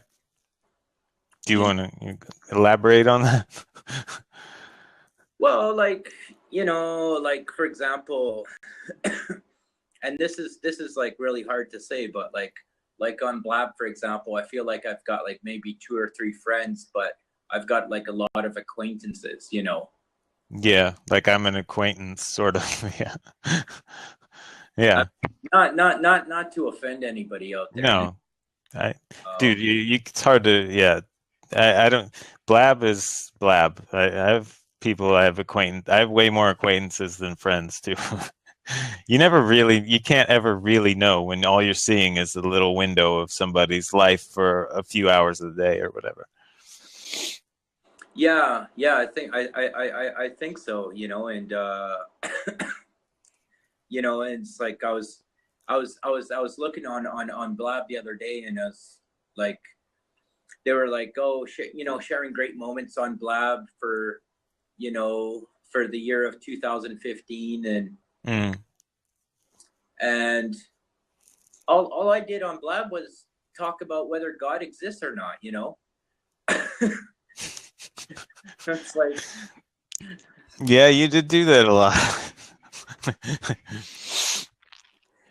Yeah, well, but I mean, that's still, it's not like that's not an important conversation, but I know I get tired of that over and over again also. So, and it's, you know, so it seems like, you know, or it feels like anyways that, like, you know, everyone's got a lot more friends than I do, you know? I probably don't, if that makes you feel any better. Huh? I said I probably don't. I don't know if that makes you feel any better. Yeah, so I don't know if it's my perception, you know. You know, if I'm perceiving things that are untrue, you know, that's the hard part about it is gauging my perception. Excuse me. Yeah.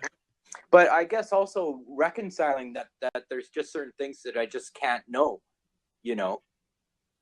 Yeah. You I know that one. That's a tough one. I mean, I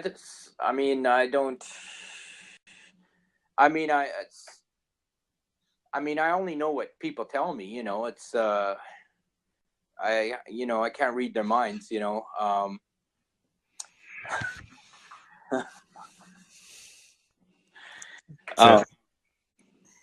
I guess I'm trying to. Are you when you're talking about friends? Are you're talking about like in your real life away from Blab too, or are you just talking about Blab specifically? Well, yeah, like I was talking about like Blab specifically, you know. I mean, it's not really reasonable to really meet anybody on Blab in person.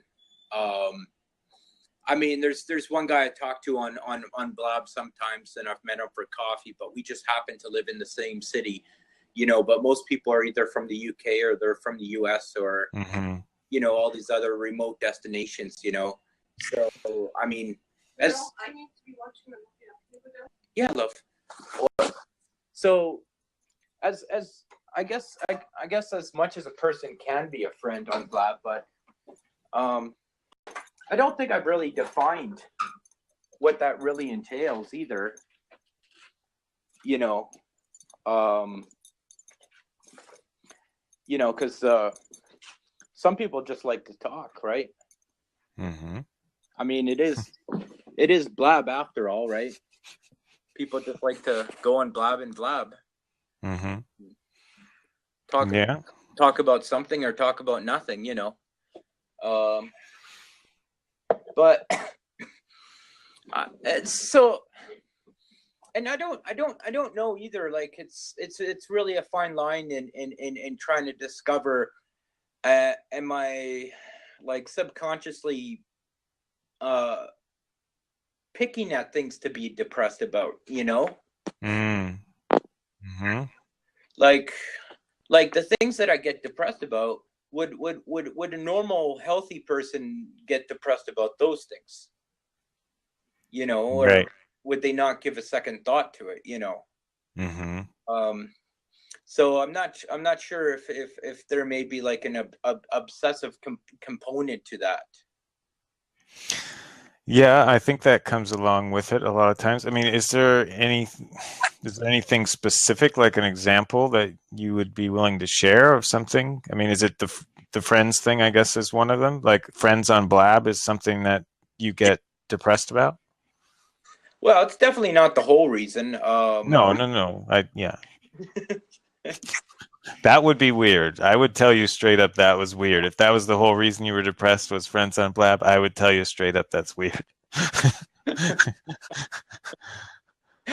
No, that's not. That was just a small example of like depressive thoughts. You know that come to my mind because at the same time I've also got a lot more friends on Periscope too. It's just worked out that way for me that I've somehow managed to make more friends on Periscope than I have on Blab. You know. Yeah, it just seems like you have a certain amount of energy. I tend to think of it like every day you wake up and you've got, like, you ever played fighting games, like video games, Darryl? I like my brain games. Oh, okay, but you've seen like fighting games where you have like the life meter, Right. and it Yeah. like starts at 100%, and like you've got. I just think of like every day you start at 100% and you have that energy, and by the time you go to bed, you're down to zero, and so you kind of have to decide where you're going to distribute that. So like it just seems like you're using your energy to think about things that are depressing to you, and maybe you could redirect it in some way, and I'm not sure where would work for you, but like for me, I put it into, yeah, I feel like I'm slowly drifting away from you. um, I put it into music, like, because I'm a creative person, so I'll put my energy into music, or if I get tired of that, I'll put it into writing, or you know what I mean, like something that gets me to stop thinking about myself. Right. I mean, yeah, that's using distraction as a strategy. You could call it distraction. I would call it, I guess you could call it that. I think of it more as just focus, controlling what I focus on. Yeah, refocusing your energies. Yeah, because when I think a distraction is something where you're still kind of thinking about that one thing you don't want to think about. Whereas if you shift your focus entirely somewhere else, you're not even considering that other thing. That Yeah, would be my sort of distinction. I think that's where people who suffer from depression have a challenge with, because these thoughts tend to loop themselves Mm-hmm. into recurring thoughts, and Mm-hmm. and of course there's a certain gravity of emotion that carries with those looping thoughts. Mm-hmm. Well, and that's what, yeah, and I guess that's been what works for me to get out of that loop, is to focus. And a big part of this too, Darryl, is my history with meditation. I don't know if you've ever experimented with meditation. Um, A little bit I have, yeah. all these things I've been telling you, little tricks and stuff, but the number one thing that's helped me more than anything is learning to meditate. Just simple, not with a goal of any kind, but simply to sit and focus on your breathing and just sit and you learn to watch your mind. It's like, it's the same way you said you were going to get on the treadmill to exercise your body. Meditation lets you exercise your mind.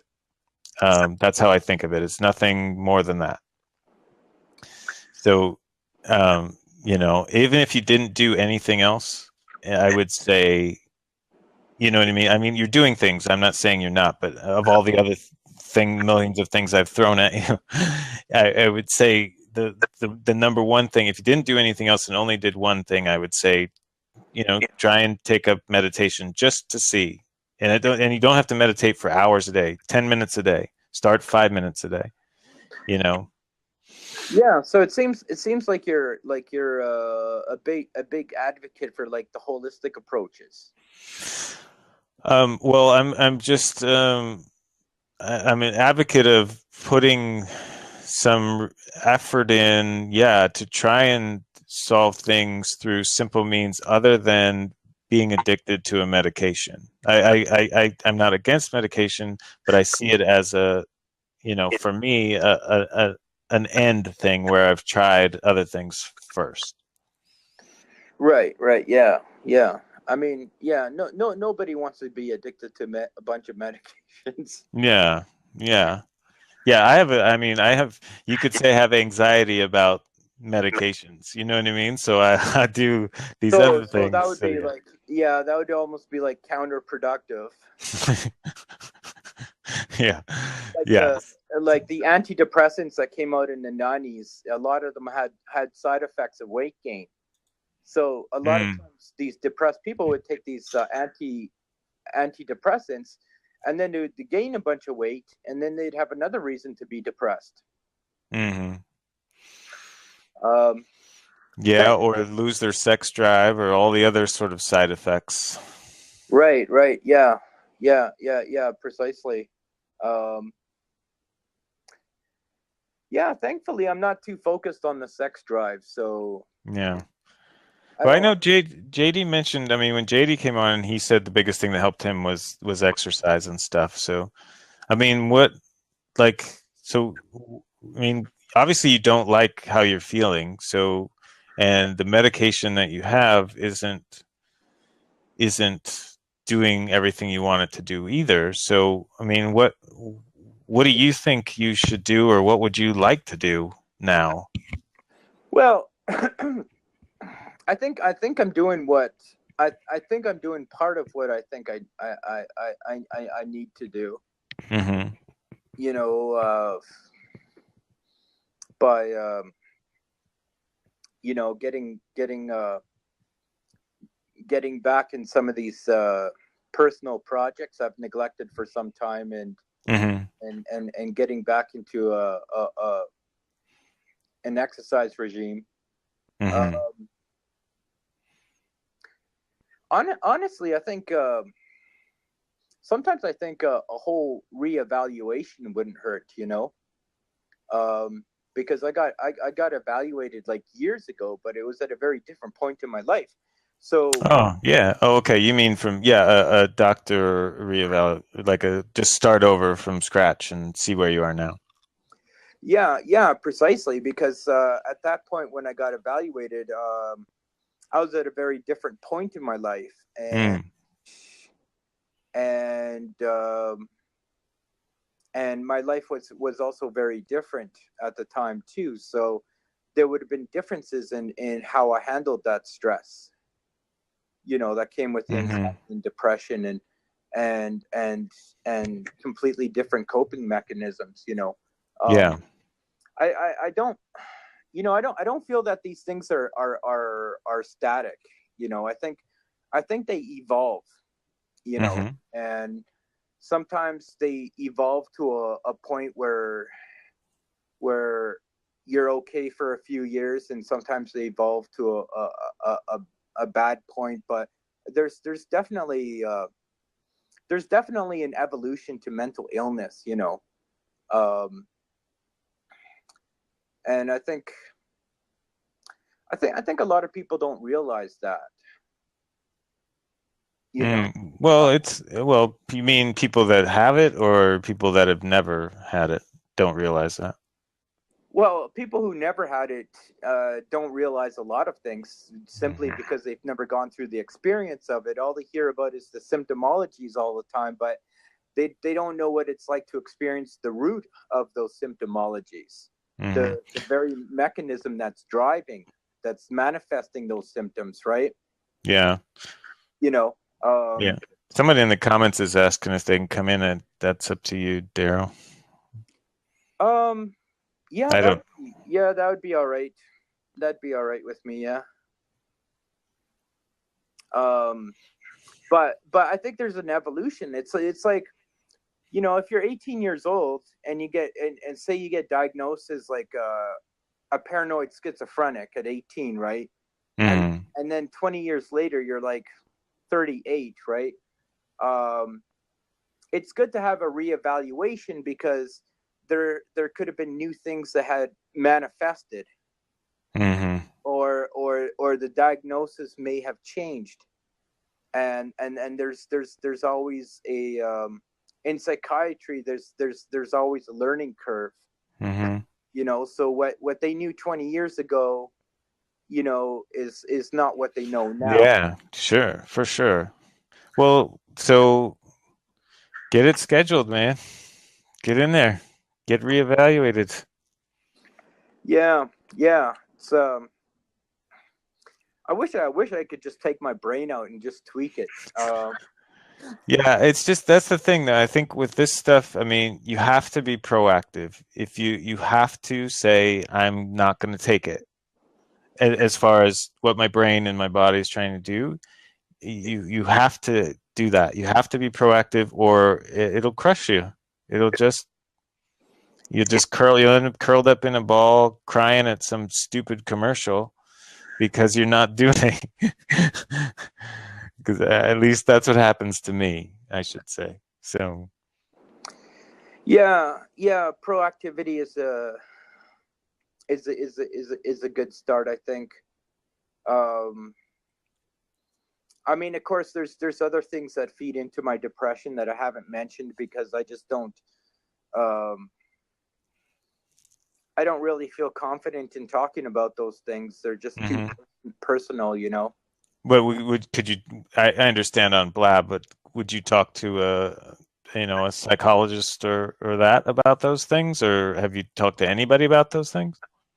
I would talk to my psychologist about it. Yeah. Have you ever though? Have you ever talked to anyone about these things? You know, it was funny. I brought up one issue, but apparently an hour wasn't long enough. Yeah. And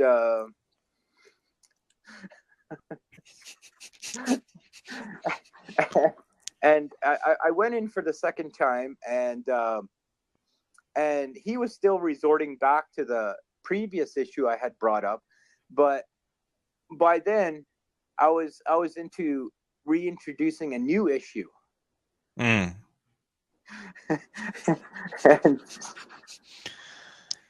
well, I mean, so it's a bit of prioritizing your issues, right?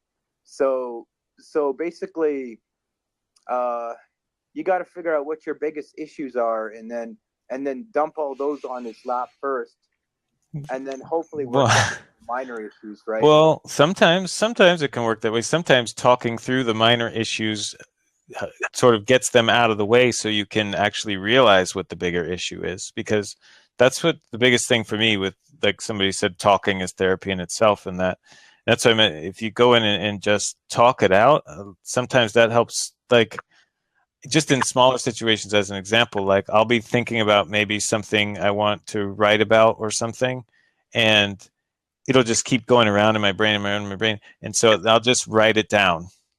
Yeah, and Carol's right on top of it. She says journaling helps. I'll write it down, and then that gives me permission to not think about it anymore because it's saved already somewhere. It's there. And in the same way, talking with someone about something, and there's this weird thing that happens when you actually hear yourself say something to someone else, and it's not just in your head anymore. And for me, it's like freedom, because you don't have to keep it anymore. It's out of there now. So you can just think about other things. And it takes on its own life out in the world outside of your head. And a lot of times when you see it in the world outside of your head, it's very different than what you thought it was inside of your head. Yeah, that's one of the things I've been meaning to do is update my my blog, because I feel like I've got so much to say about this world that I've experienced, you know, that I want to just get out there and not have to think about again. Yeah. See, you've got so much you want to do. I see it, but you have that voice in your head telling you, nah, put it off. Don't do it. Don't do it. But I know that voice. I have it too, but you got to tell that voice that it's an idiot and to shut up. And I'm going to do this anyway, in spite of your incessant pestering.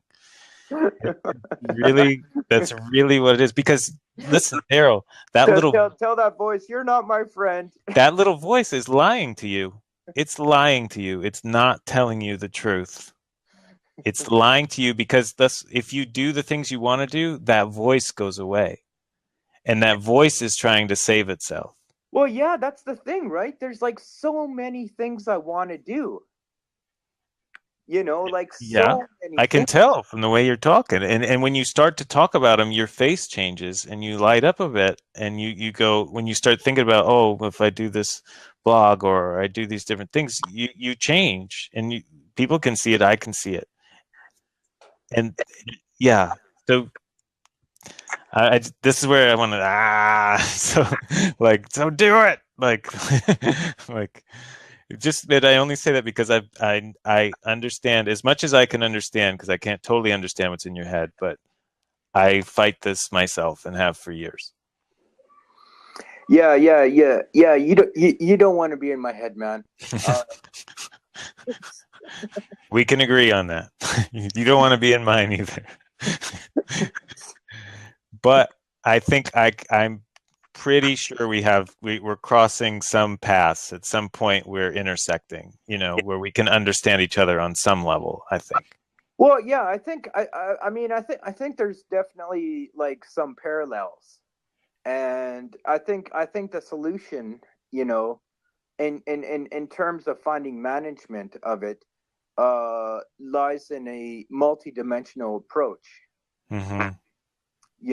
And for me, that quite possibly could mean a readjustment of medications and some of the right therapy and and some certain uh, degrees of proactivity on my part. Yeah. Somebody, Kim is asking in the comments, would it help you to have an accountability partner? Is that something you're familiar with? Isn't that why I have a wife? I don't know. It might actually be better. I don't know if that is actually the best situation for an accountability partner. Maybe I don't. Kim seems to know about it. I wish she would come on. Kim's had some great comments. I mean, well, if Kim wants to join, I'll let her in. I mean, this is one of the things I've been meaning to do with Blab is discuss meaningful things like this on Blab, Mm-hmm. things of which I have experience on. Mm-hmm.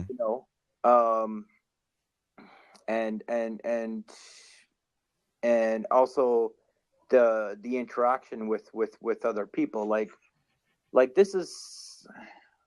I mean, talking about this thus far has been therapeutic for me, actually. Oh, good.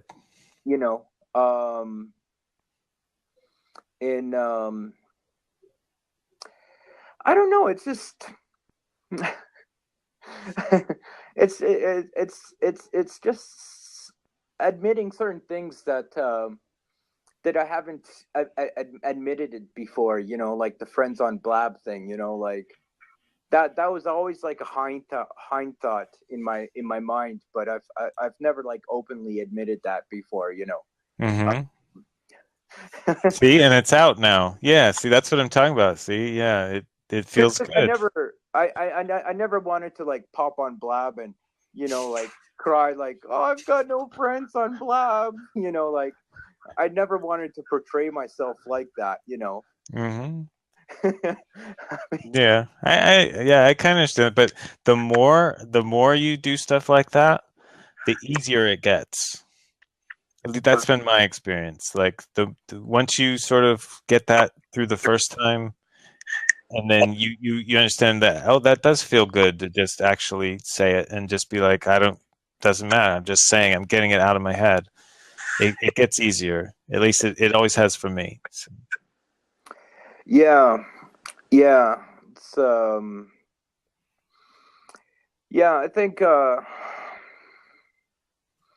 well, it's yeah, I mean what's really worthwhile in getting input from different people is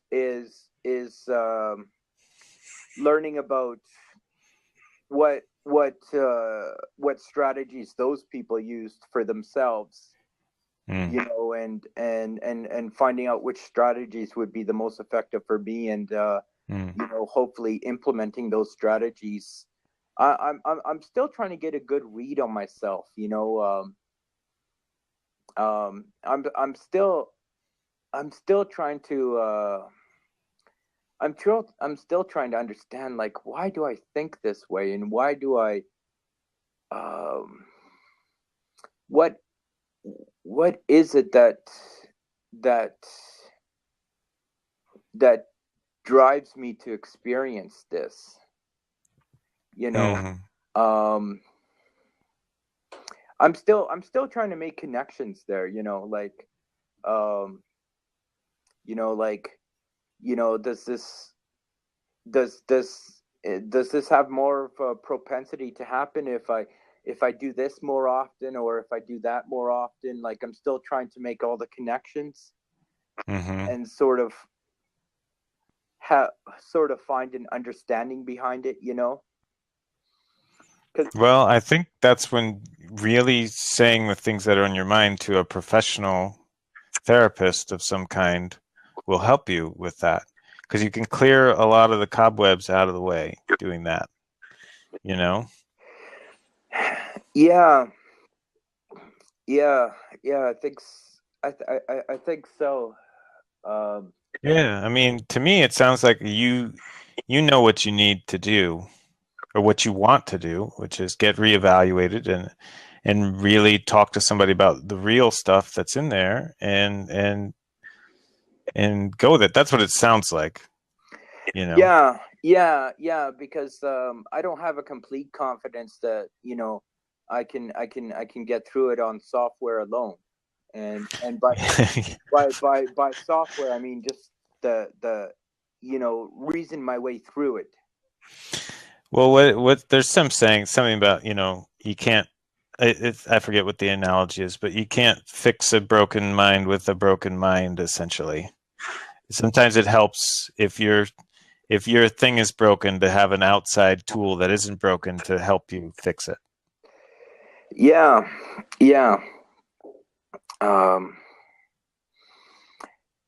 I'm not saying you're broken, like I said, because I'm you know what, but you know what I mean.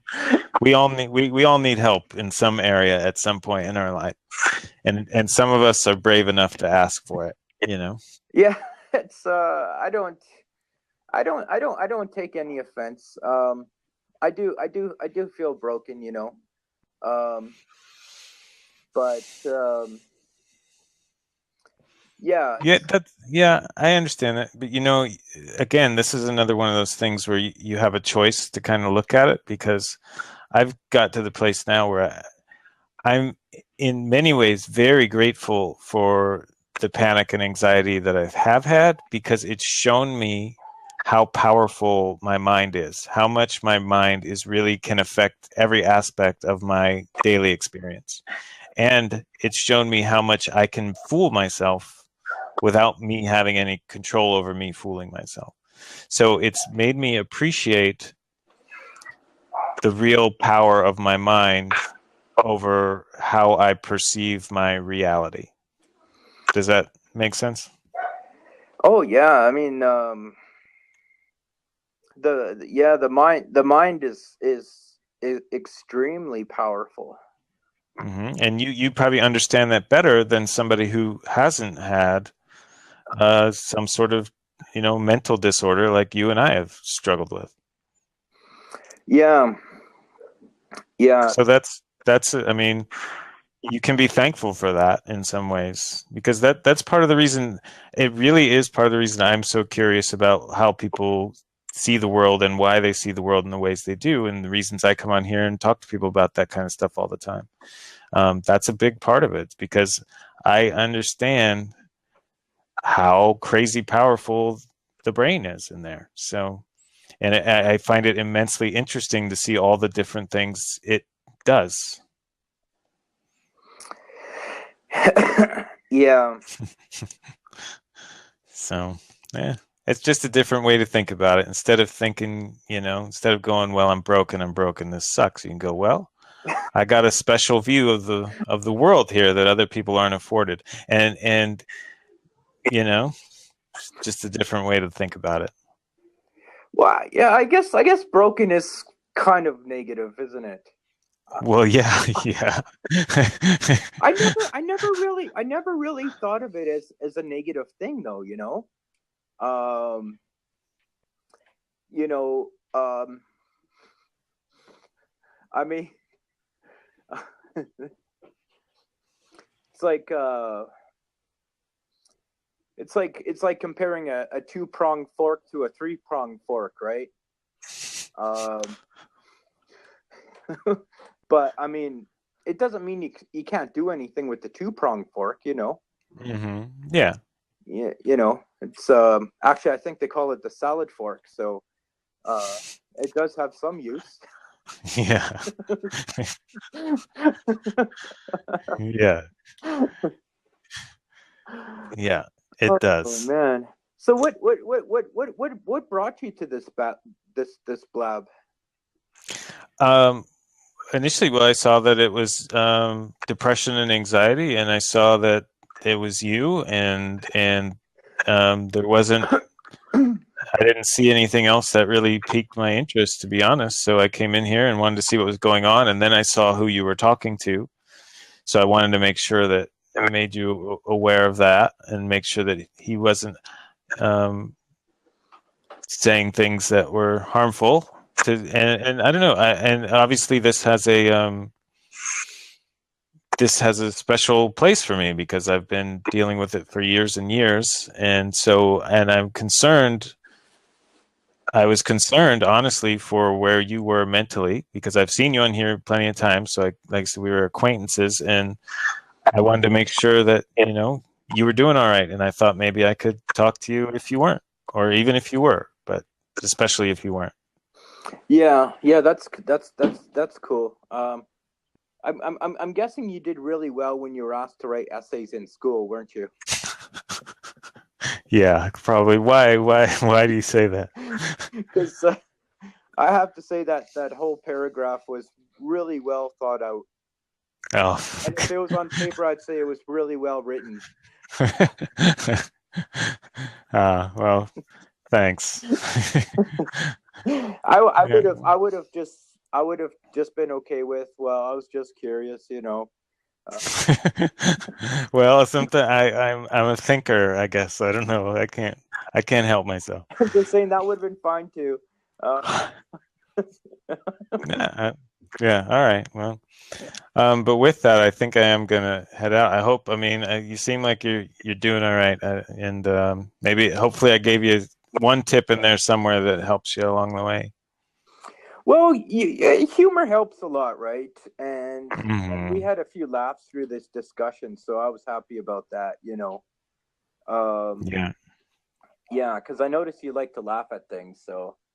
You know. I do, and sometimes people take it entirely the wrong way. But I come from a real view of this whole experience is absurd.